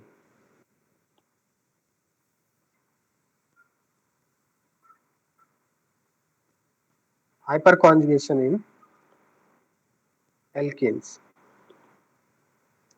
मान लिया सपोज हमने इस तरह से लिया है, CH double bond CH2 CH3। तो इसमें क्या होगा, हम लोग इसको इस तरह से रिप्रेजेंट करेंगे। इसमें होता क्या है कि सबसे पहले तो ये CH बॉन्ड ब्रेक होगा, और बॉन्ड ब्रेक होगा तो ये क्या हो जाएगा, CH2 minus H plus CH double bond CH2। पहले बॉन्ड ब्रेक हुआ, CH बॉन्ड ब्रेक हुआ। अब CH बॉन्ड ब्रेक होने के बाद क्या होगा, जो नेगेटिव चार्ज आया वो रेजोनेंस होगा, वो एल्कीन को प्रोवाइड करेगा। इस तरह से रेजोनेंस होगा या नहीं? इसका मतलब पहले बॉन्ड ब्रेकिंग हो रहा है, उसके बाद रेजोनेंस हो रहा है। इसीलिए हाइपर कॉन्जुगेशन को हम लोग क्या बोलते हैं?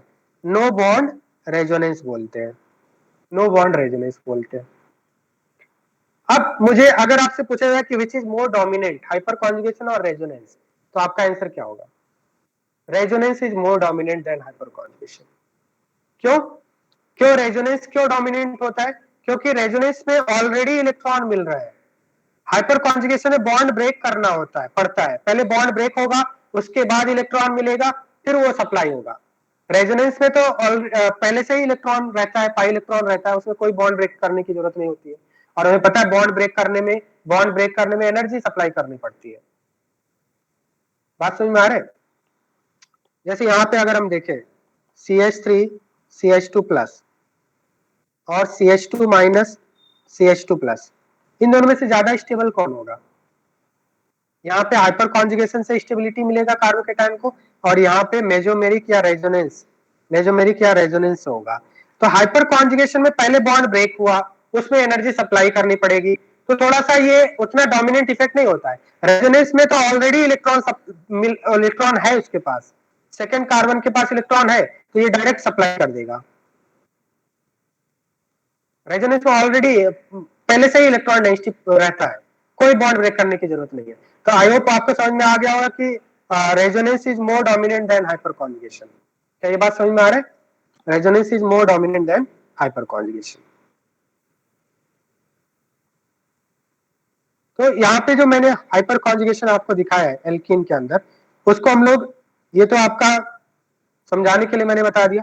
अब रिप्रेजेंटेशन किस तरह से करते हैं, रिप्रेजेंट किस तरह से करते हैं उसको देखिए आप। रिप्रेजेंटेशन इस तरह से करेंगे, सपोज मान लिया ये आपका CH3 CH double bond CH2 है, तो यहाँ पे क्या होगा, ये जो CH बॉन्ड है ब्रेक हुआ, और इसको डायरेक्ट इस तरह से रिप्रेजेंट करते हैं। जो मैंने 2 स्टेप में बनाया था उसको एक स्टेप में लिख रहा हूँ यहाँ पे। तो ये हो जाएगा CH2 double bond CH CH2 minus, और ये हो जाएगा H प्लस। इसी तरह से ये दोनों CH भी तो ब्रेक हो सकते हैं, तो इसका जब आप रेजोनेंस हाइब्रिड बनाएंगे तो कैसे बनाएंगे? All the sp3 hybridized carbon alpha hydrogens CH bond can break, right? ये हो जाएगा CH3, ठीक है, इसको हम लोग ऐसा बना सकते हैं CH3 CH CH2, और ये आपका डीलोकलाइज होगा इस तरह से। और जब पॉजिटिव चार्ज है यहाँ पे क्या हो जाएगा, डेल माइनस आ जाएगा, बिकॉज इधर आपका नेगेटिव और इधर न्यूट्रल है, और यहाँ पे del plus del plus del plus, ये आपका रेजोनेंस हाइब्रिड हो जाएगा। क्या ये बात समझ में आ रहा है? Any one CH can break, any one CH can break. हाँ बोलो। Hello sir. हाँ बोलो। सर आपने बोला था कि हाइपर कॉन्जुगेशन स्टेबल करता है मतलब स्ट्रक्चर। सर बट यहाँ पे तो स्टेबिलिटी कम हो गई ना? नहीं, कम नहीं हुई। एक्चुअली में क्या होता है, जो एल्कीन का जो एंटी बॉन्डिंग मॉलिक्यूलर ऑर्बिटल होता है वो वैकेंट होता है, मतलब उसमें कोई इलेक्ट्रॉन नहीं होता है, तो इसको इलेक्ट्रॉन की जरूरत होती है एल्कीन। अभी यहाँ पे आपको नहीं दिख रहा, जैसे आपको कार्बोकेटायन वाले में तो डायरेक्ट समझ में आ गया कि कार्बोकेटायन में इलेक्ट्रॉन डेफिशिएंसी है कार्बन के पास, तो बॉन्ड ब्रेक हुआ, इलेक्ट्रॉन सप्लाई कर दिया। रेडिकल में भी आपको डायरेक्ट दिख रहा है कि वहां पे क्या हुआ, 7 इलेक्ट्रॉन है, इलेक्ट्रॉन ऑक्टेट कंप्लीट नहीं है, तो बॉन्ड ब्रेक हुआ, इलेक्ट्रॉन सप्लाई हुआ, स्टेबिलिटी मिला। एल्कीन में अभी आपको नहीं समझ में आएगा, क्योंकि एल्कीन में एक्चुअल में होता क्या है कि एल्कीन का anti bonding molecular orbital vacant होता है, तो उस वैकेंसी के कारण अनस्टेबिलिटी होता है। अगर कोई इलेक्ट्रॉन प्रोवाइड कर दे उसके एंटी बॉन्डिंग मॉलिक्यूलर ऑर्बिटल में, तो उससे स्टेबिलिटी मिलती है उसको, ठीक है। बाद में आपको समझ में आएगा ये चीज। कार्बोकैटायन और रेडिकल में तो आपको क्लियरली दिख रहा है, वो बात समझ में आ गया या नहीं? तो एल्कीन में भी हाइपर कॉन्जुगेशन से स्टेबिलिटी बढ़ती है, ठीक है, आगे आपको समझ में आ जाएगा। क्लियर? ओके, तो अब यहाँ पे हम लोग लिखेंगे एक स्टार पॉइंट करके लिख लीजिए। तो ओवरऑल अगर हम कंक्लूजन देखें, यहाँ पे अगर हम कंक्लूजन देखें अभी तक जो हमने पढ़ा उसको एक शॉर्ट में हम लोग देख लेते हैं, ठीक है, कि हाइपर कॉन्जुगेशन कौन कौन से केसेस में होता है। Hyperconjugation is possible in 3 type of cases. Possible in first carbocation, जिसमें CH3 CH2 प्लस ऐसा हो जाए, sp3 hybridized carbon having at least 1 alpha hydrogen होना चाहिए। अगर अल्फा हाइड्रोजन नहीं हो तो क्या हाइपर कॉन्जुगेशन होगा? अल्फा हाइड्रोजन ही तो सप्लाई कर रहा है इलेक्ट्रॉन, अगर अल्फा हाइड्रोजन नहीं होगा तो वहां पे हाइपर कॉन्जुगेशन नहीं होगा। रेडिकल में हो सकता है हाइपर कॉन्जुगेशन। और थर्ड केस मैंने क्या बताया था, हाइपर कॉन्जुगेशन कार्बोकेटायन, रेडिकल और एल्कीन में 3 केसेस में होता है, ये आपको ध्यान रखना है, ठीक है। क्यों होता है? स्टेबलाइज करने के लिए होता है, सिंपल सी बात है। और यहाँ पे एक इंपॉर्टेंट बात लिख लेना कि जो कार्बन आयन है उसमें हाइपर कॉन्जुगेशन नहीं होता, क्योंकि वहां पे जरूरत नहीं है, इलेक्ट्रॉन सप्लाई करने की जरूरत नहीं है, ऑलरेडी यहाँ पे इलेक्ट्रॉन है, एक्सेस इलेक्ट्रॉन डेंसिटी है, तो नो हाइपर कॉन्जुगेशन। सो 3 केसेस में हाइपर कॉन्जुगेशन होता है।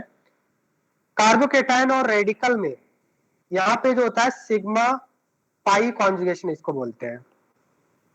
कार्बोकेटायन और रेडिकल में सिग्मा पाई कॉन्जुगेशन बोलते हैं, क्योंकि सिग्मा CH बॉन्ड के इलेक्ट्रॉन कार्बन के एमटी पी ऑर्बिटल में डोनेट होता है। यहाँ पे भी हाफ फील्ड ऑर्बिटल में डोनेट होता है यहाँ से। बात समझ में आ रहा है? सिग्मा CH बॉन्ड का जो पाई इलेक्ट्रॉन है, सॉरी सिग्मा इलेक्ट्रॉन है CH बॉन्ड का, वो हाफ फील्ड ऑर्बिटल में डोनेट होता है, यहाँ पे एम्प्टी ऑर्बिटल में डोनेट होता है। एल्कीन में क्या होता है? एल्कीन में आपको ध्यान रखना है कि इसमें सिग्मा पाई स्टार कॉन्जुगेशन बोलते हैं इसको, कि ये जो CH बॉन्ड है, CH बॉन्ड का जो इलेक्ट्रॉन है वो एल्कीन के एंटी बॉन्डिंग मॉलिक्यूलर ऑर्बिटल में डोनेट होता है। एंटी बॉन्डिंग मॉलिक्यूलर ऑर्बिटल इसका वैकेंट होता है। हायर स्टडीज आगे जब चैप्टर बढ़ेगा तो आपको समझ में आएगा ये बात, ठीक है। तो अभी ये बात ध्यान रखना है आपको कि ये जेई में कभी कभी पूछ सकता है कि कार्बोकेटायन रेडिकल में सिग्मा पाई कॉन्जुगेशन होता है हाइपर कॉन्जुगेशन के अंदर, और एल्कीन में सिग्मा पाई स्टार कॉन्जुगेशन होता है। स्टार का मतलब anti bonding molecular orbital. So the CH bond electron, sigma electron goes in anti-bonding molecular orbital of alkene to stabilize that. बात समझ में आ गया? और कंडीशन क्या होता है? At least 1 alpha hydrogen should be present. Hyper conjugation के लिए कंडीशन, जैसा अभी मैंने आपको बताया था, कंडीशन क्या होगा? Presence of at least 1 alpha hydrogen attached to sp3 hybridized carbon.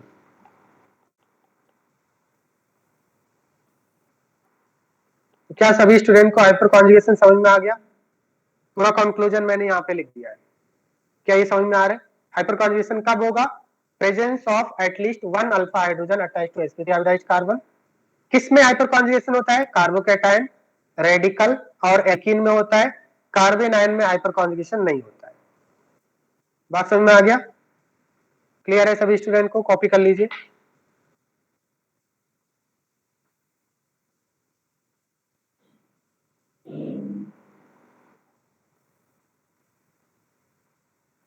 नहीं, डबल बॉन्डेड वाले मोर इलेक्ट्रोनेगेटिव हो जाते हैं ना, तो वो इलेक्ट्रॉन डोनेट नहीं कर पाएंगे। डबल बॉन्ड और ट्रिपल बॉन्ड वाले जो CH होते हैं वो मोर इलेक्ट्रोनेगेटिव कार्बन से अटैच होते हैं, तो क्या वो इतने इजीली डोनेट करने की टेंडेंसी रखेंगे? नहीं रख पाएंगे ना। तो sp3 hybridized carbon less electronegative होता है, तो वो बेटर डोनर होता है। तो उसका जो पाई सिग्मा इलेक्ट्रॉन है वो इजीली एम्प्टी ऑर्बिटल में डोनेट हो सकता है। इसीलिए डबल बॉन्ड से अटैच हाइड्रोजन, ट्रिपल बॉन्ड से अटैच हाइड्रोजन हाइपर कॉन्जुगेशन में इन्वॉल्व नहीं होता है। क्या ये आपने कॉपी कर लिया? हाँ, PDF सेंड करूंगा, ठीक है। अब हम लोग आगे देखते हैं।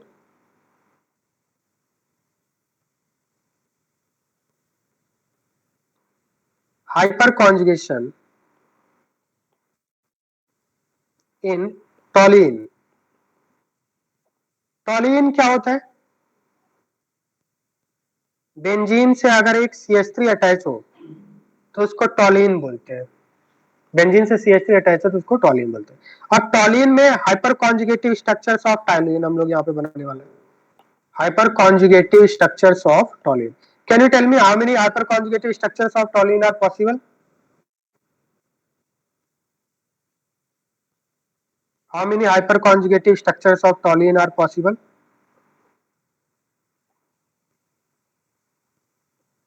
क्या हम लोग टॉलिन को ऐसा CH2H करके लिख सकते हैं? अब क्या इसमें जो मैंने यहाँ पे कंडीशन बताया था, इनमें से कोई आपको कंडीशन दिख रहा है टॉलिन के अंदर? कौन सी कंडीशन दिख रही है? ये वाली कंडीशन दिख रही है, दिख रही है नहीं? डबल बॉन्ड से CH3 अटैच है, अटैच है ना यहाँ पे देखो। क्या यहाँ पे डबल बॉन्ड से CH3 अटैच नहीं है? होगा ना, इसमें हाइपर कॉन्जुगेशन होगा, राइट? तो यहाँ पे हाइपर कॉन्जुगेशन होगा। अब इसका हमें हाइपर कॉन्जुगेटिव स्ट्रक्चर बनाना है।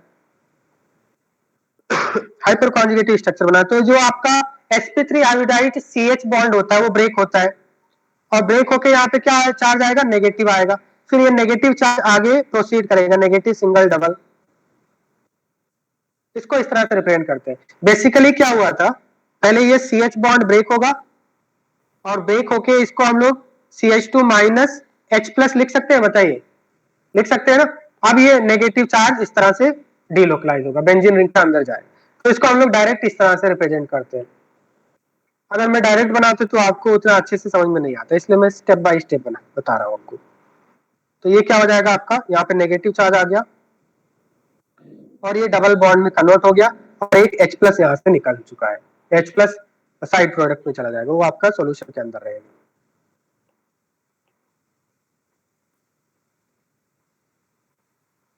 अब क्या होगा, ये नेगेटिव चार्ज आगे की तरफ प्रोसीड करेगा इस तरह से, नेगेटिव चार्ज पाई बॉन्ड बनाएगा, और हमें पता है कार्बन से 5 बॉन्ड नहीं बन सकते, तो जो ओल्ड पाई बॉन्ड है वो ब्रेक हो जाएगा।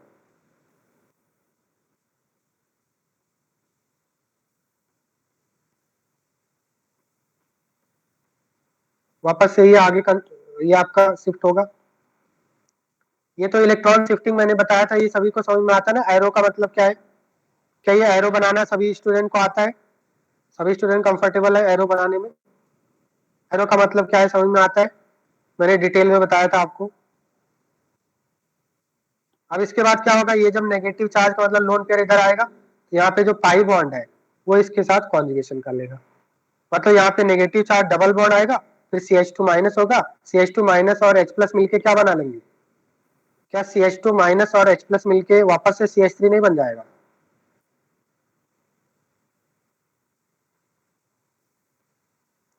तो कितने हाइपर कॉन्जुगेटिव स्ट्रक्चर बनेंगे? 5 तो इधर बन गए, प्लस ये वाले हाइड्रोजन से भी बन सकता है और दूसरे वाले हाइड्रोजन से भी बन सकता है, तो एक हाइड्रोजन से 5 बन रहे हैं। सिमिलरली वापस से दूसरे वाले हाइड्रोजन से भी बनेंगे इस तरह से, राइट? क्या ये बात समझ में आ रहा है? हाइपर कॉन्जुगेशन इन टॉलिन। तो क्या हम लोग ऐसा बोल सकते हैं, CH3 group is ortho para directing, ortho and para directing group, ortho and para directing group. इसका मतलब क्या है कि आप देखिए नेगेटिव चार्ज कौन कौन से पोजीशन पे आ रहा है, क्या सभी पोजीशन पे आ रहा है या ओनली ऑर्थो पैरा पे आ रहा है? ओनली ऑर्थो पैरा पोजीशन पे आ रहा है। तो अगर इस टॉल्यूइन का किसी इलेक्ट्रोफाइल से रिएक्शन कराया जाए तो इलेक्ट्रोफाइल कौन से पोजीशन पे जाना प्रेफर करेगा? इंपॉर्टेंट बात है ये, CH3 group is a ortho para directing group, ortho and para पे जाएगा। जैसे एक क्वेश्चन करते हैं हम लोग, मान लिया टॉल्यूइन का रिएक्शन करते हैं, टॉल्यूइन का हम लोग नाइट्रेशन कराते हैं। नाइट्रेशन में एजेंट, नाइट्रेटिंग एजेंट क्या होता है? कंसेंट्रेटेड नाइट्रिक एसिड और कंसेंट्रेटेड सल्फ्यूरिक एसिड से अगर रिएक्शन कराएं तो बताइए प्रोडक्ट क्या बनेगा? तो मैंने आपको बताया था कंसेंट्रेटेड नाइट्रिक एसिड और सल्फ्यूरिक एसिड से एक इलेक्ट्रोफाइल जनरेट होता है। कौन सा इलेक्ट्रोफाइल जनरेट होता है? NO2 प्लस, नाइट्रोनियम आयन, इसको बोलते हैं नाइट्रोनियम आयन। अब ये नाइट्रोनियम आयन कौन से पोजीशन पे अटैक करेगा? टॉल्यूइन की, बेंजीन के कौन से पोजीशन पे अटैक करेगा? जिधर उसको हाई इलेक्ट्रॉन डेंसिटी मिल रहा होगा। हाई इलेक्ट्रॉन डेंसिटी कहां पे आ रहा है? Because of this hyper conjugation CH3 electron supply कर रहा है। क्या सभी सभी पोजीशन पे इक्वल इलेक्ट्रॉन डेंसिटी सप्लाई कर रहा है? नहीं, ऑर्थो पैरा पे ज्यादा इलेक्ट्रॉन सप्लाई कर रहा है, मेटा पे इलेक्ट्रॉन सप्लाई नहीं कर रहा है। You can see Meta position पे कोई चार्ज नहीं आ रहा है। तो इसका मतलब यहाँ पे जो NO2 प्लस है वो कौन सा पोजीशन पे जाना प्रेफर करेगा? ऑर्थो और पैरा पोजीशन, मेटा पोजीशन पे नहीं जाएगा। तो इसका आपका जो प्रोडक्ट क्या बनेगा? What is name of product? Ortho nitrotoluene plus para nitrotoluene, meta nitrotoluene नहीं बनेगा। Ortho nitrotoluene, ortho and para nitrotoluene. बात समझ में आ रहा है? Mixture of para and ortho nitrotoluene. क्या ये बात सभी स्टूडेंट को समझ में आ रहा है? That's why we say that CH3 group is ortho para directing group because it directs the electrophile towards at ortho and para position specifically, not at meta position. Clear? So hyper conjugation in toluene सभी student को समझ में आ गया। तो हम लोग क्या बोलेंगे? CH3 group is electron releasing or electron withdrawing? CH3 group is electron releasing or electron withdrawing? CH3 group is electron releasing, क्योंकि इलेक्ट्रॉन रिलीज कर रहा है, इलेक्ट्रॉन डेंसिटी प्रोवाइड कर रहा है, बेंजीन रिंग को इलेक्ट्रॉन रिचर कर दिया, इलेक्ट्रॉन डेंसिटी सप्लाई कर दिया। So CH3 group is electron releasing. CH3 group is electron releasing group by hyperconjugation and plus I. एक और इफेक्ट करता है CH3। कौन सा इफेक्ट करता है? प्लस आई से भी इलेक्ट्रॉन सप्लाई करता है, बट ज्यादा इलेक्ट्रॉन किससे सप्लाई करेगा? मान लिया हाइपर कॉन्जुगेशन से 200 यूनिट सप्लाई किया तो इंडक्टिव से ओनली 10 यूनिट सप्लाई करता है। इंडक्टिव बहुत ही पुअर इफेक्ट होता है। अगर हम डोमिनेंस देखें, ऑर्डर ऑफ इफेक्टिवनेस देखें, order of effectiveness, order of effectiveness, resonance, सबसे ज्यादा इफेक्टिव होता है, उसके बाद हाइपर कॉन्जुगेशन, और लीस्ट होता है इंडक्टिव इफेक्ट। इंडक्टिव इफेक्ट बहुत ही पुअर इफेक्ट होता है। तो अगर इलेक्ट्रॉन सप्लाई करने की बात आई तो ज्यादा इलेक्ट्रॉन सप्लाई कौन करेगा? रेजोनेंस सबसे पहले, then hyperconjugation, then inductive effect. जैसे यहाँ पे हम लोग बात करें, अगर मैंने CH2 माइनस बनाया होता, CH2 माइनस बनाया, और एक बार हमने CH3 बनाया, और एक बार हमने इस तरह से CH3 बनाया, तो यहाँ पे जो CH2 माइनस है, यहाँ पे क्या होगा? कौन सा प्रोसेस होगा? यहाँ पे रेजोनेंस होगा। यहाँ पे कौन सा प्रोसेस होगा? हाइपर कॉन्जुगेशन होगा। और इस वाले में अगर सिग्मा से इलेक्ट्रॉन सप्लाई कर रहा है तो इंडक्टिव होगा। तो जब इलेक्ट्रॉन सप्लाई करने की बात आई, यहाँ पे तो पहले से अवेलेबल है इलेक्ट्रॉन, यहाँ पे पहले CH बॉन्ड ब्रेक करना पड़ेगा, तब हाइपर कॉन्जुगेशन होगा। तो ज्यादा इफेक्टिव कौन होगा? ऑलरेडी इलेक्ट्रॉन अगर है, या फिर CH बॉन्ड ब्रेक करने के बाद इलेक्ट्रॉन मिले, वो ज्यादा इफेक्टिव होगा। यहाँ पे CH बॉन्ड ब्रेक करना पड़ता है हाइपर कॉन्जुगेशन में, रेजोनेंस में कोई बॉन्ड ब्रेक नहीं करना, ऑलरेडी अवेलेबल है। That means this resonance is more effective than hyperconjugation. Hyperconjugation is more effective than inductive, far more effective than inductive, क्योंकि इंडक्टिव में सिग्मा के थ्रू इलेक्ट्रॉन सप्लाई होता है, बहुत ही वीक इफेक्ट होता है। सिग्मा के थ्रू बहुत ही पार्शियल शिफ्टिंग होता है, बहुत ही कम शिफ्टिंग होता है। मान लो रेजोनेंस ने 500 यूनिट की इलेक्ट्रॉन सप्लाई की, तो हाइपर कॉन्जुगेशन ने 200 यूनिट की इलेक्ट्रॉन सप्लाई की, इंडक्टिव ने 10 यूनिट की इलेक्ट्रॉन सप्लाई की, इतना ज्यादा डिफरेंस होता है।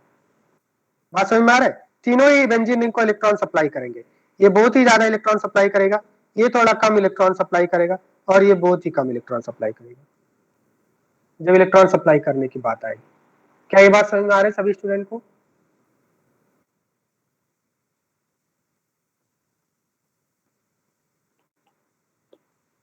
Is it clear to all of you?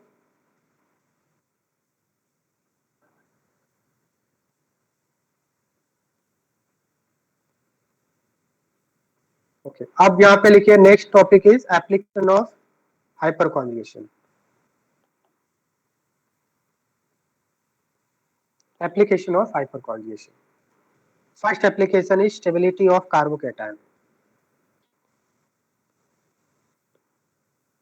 Stability of carbocation, तो इसमें क्या होता है? More the number of alpha hydrogen, more the number of alpha hydrogen, more will be hyper conjugation, more will be the stability of carbocation. Carbocation means carbon containing positive charge.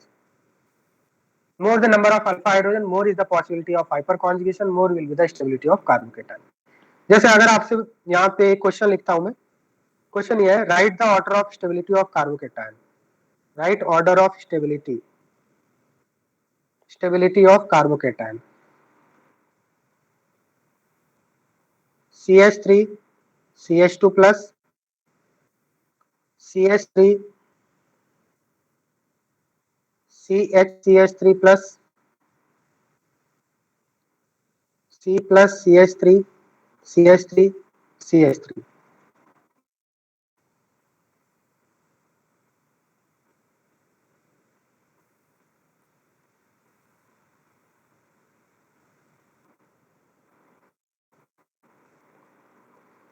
C plus CH2 CH3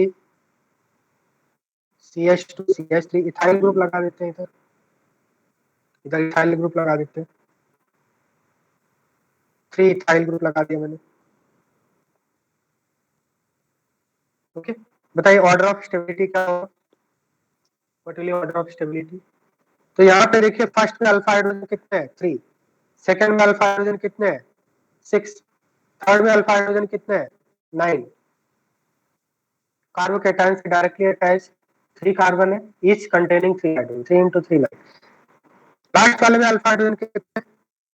ethyl को जब आप break करेंगे तो कैसा होगा? CH2 CH3 होगा, तो उसमें एक अल्फा होगा और ये बीटा होगा। तो पता है हाइपर कॉन्जुगेशन में केवल अल्फा हाइड्रोजन इन्वॉल्व होता है, बीटा से कोई मतलब नहीं है। तो कितने अल्फा हाइड्रोजन होंगे? 2 into इस इथाइल से आपको 2 हाइड्रोजन मिलेंगे, कितने रहेंगे? 6 रहेंगे। ठीक है, बात समझ में आ रहा है? तो क्या ऑर्डर हो जाएगा?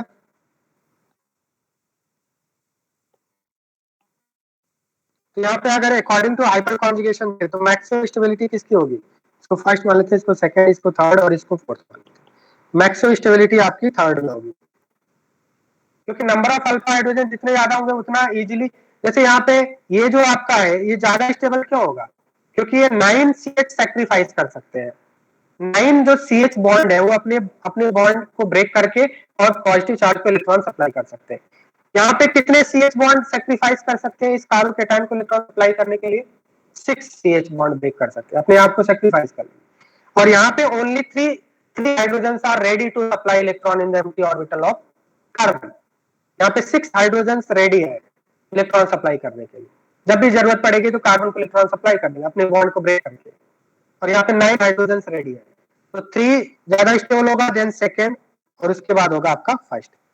ठीक है, ये 6 वाले में एक्चुअल में 6 आपका कौन से नंबर पाएगा? 3, 2, 4, 1 होगा। इसमें फिर इंडक्टिव से हम लोग आइडेंटिफाई करेंगे। जैसे यहाँ पे सेकेंड और फोर्थ में same number of alpha hydrogen हो गए, तो फिर वहां पे इंडक्टिव देखेंगे। सेकेंड और फोर्थ में same number of alpha hydrogen हो गए, तो CH3 का एक और इफेक्ट होता है, एल्काइल ग्रुप का इंडक्टिव इफेक्ट होता है। अब इंडक्टिव इफेक्ट यहाँ पे CH3 लगा हुआ है, तो CH3 का इंडक्टिव इफेक्ट ज्यादा होता है या इथाइल का? इथाइल में 2 sp3 कार्बन, तो ज्यादा इंडक्टिव इफेक्ट होता है।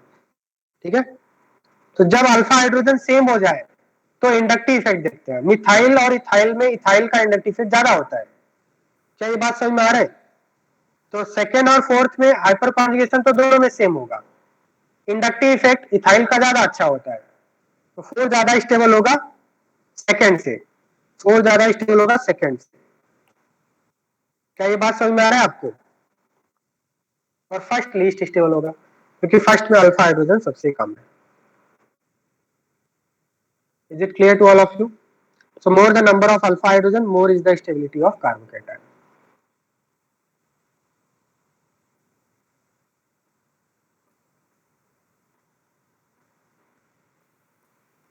इसमें एक और क्वेश्चन लिख लीजिए। सपोज ये आपका फर्स्ट क्वेश्चन हो गया, सेकंड क्वेश्चन देखिए।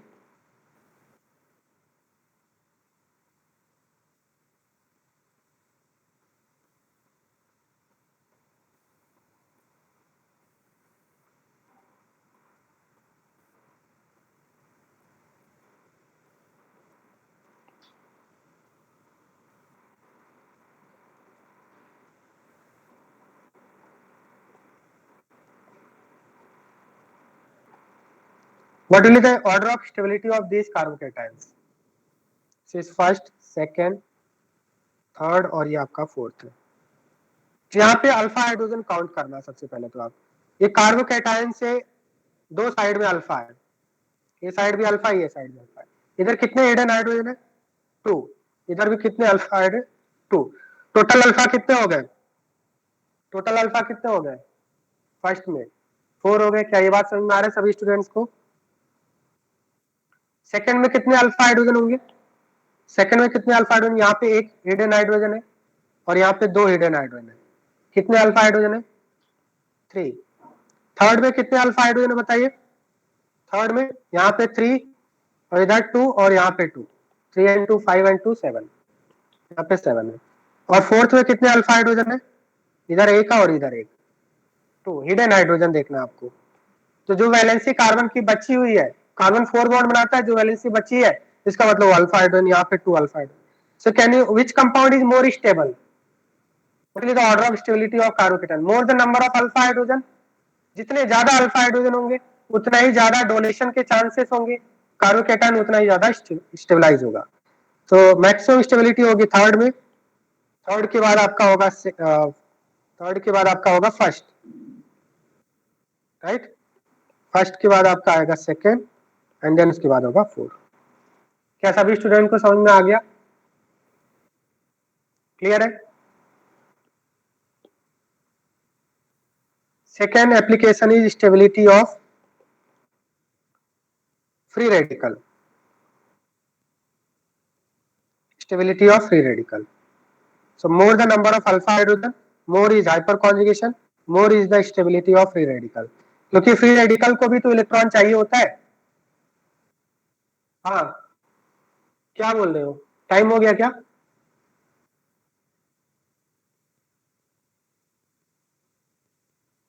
Stability of free radical.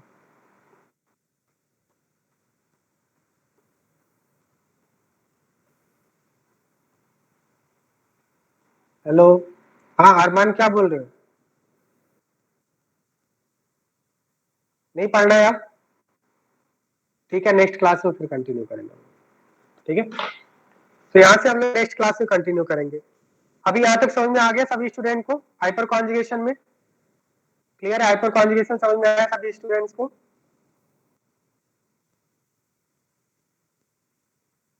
हाँ, अब यहाँ पे देखो मैं होमवर्क बता दे रहा हूँ, होमवर्क कॉपी कर लीजिए। Right homework for today. पहले तो जो आज मैंने यहाँ पे पढ़ाया आपको उसको रिवाइज करना है, देन इसके बाद एक्सरसाइज 1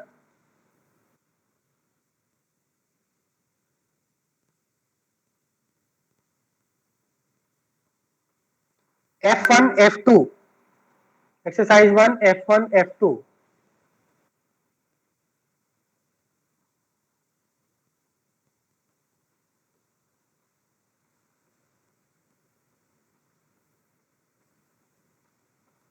पार्ट टू में लिखिए F1 F2 F3 F4 F5।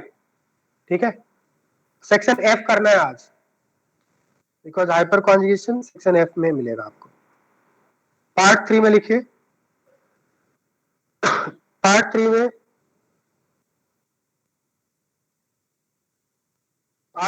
Match तो कॉलम करना है आपको। ठीक है, एक्सरसाइज 2 में लिखिए, exercise 2 part 1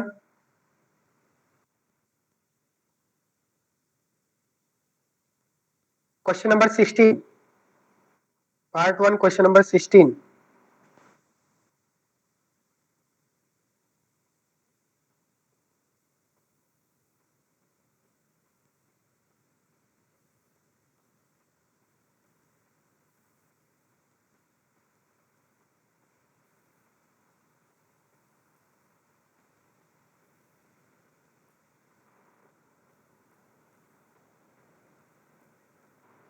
part two question number exercise 2 part 2 question number 6, part 2 question number 6, ये आपको होमवर्क करना है। ठीक है, तो नेक्स्ट क्लास में हम लोग कंटिन्यू करेंगे।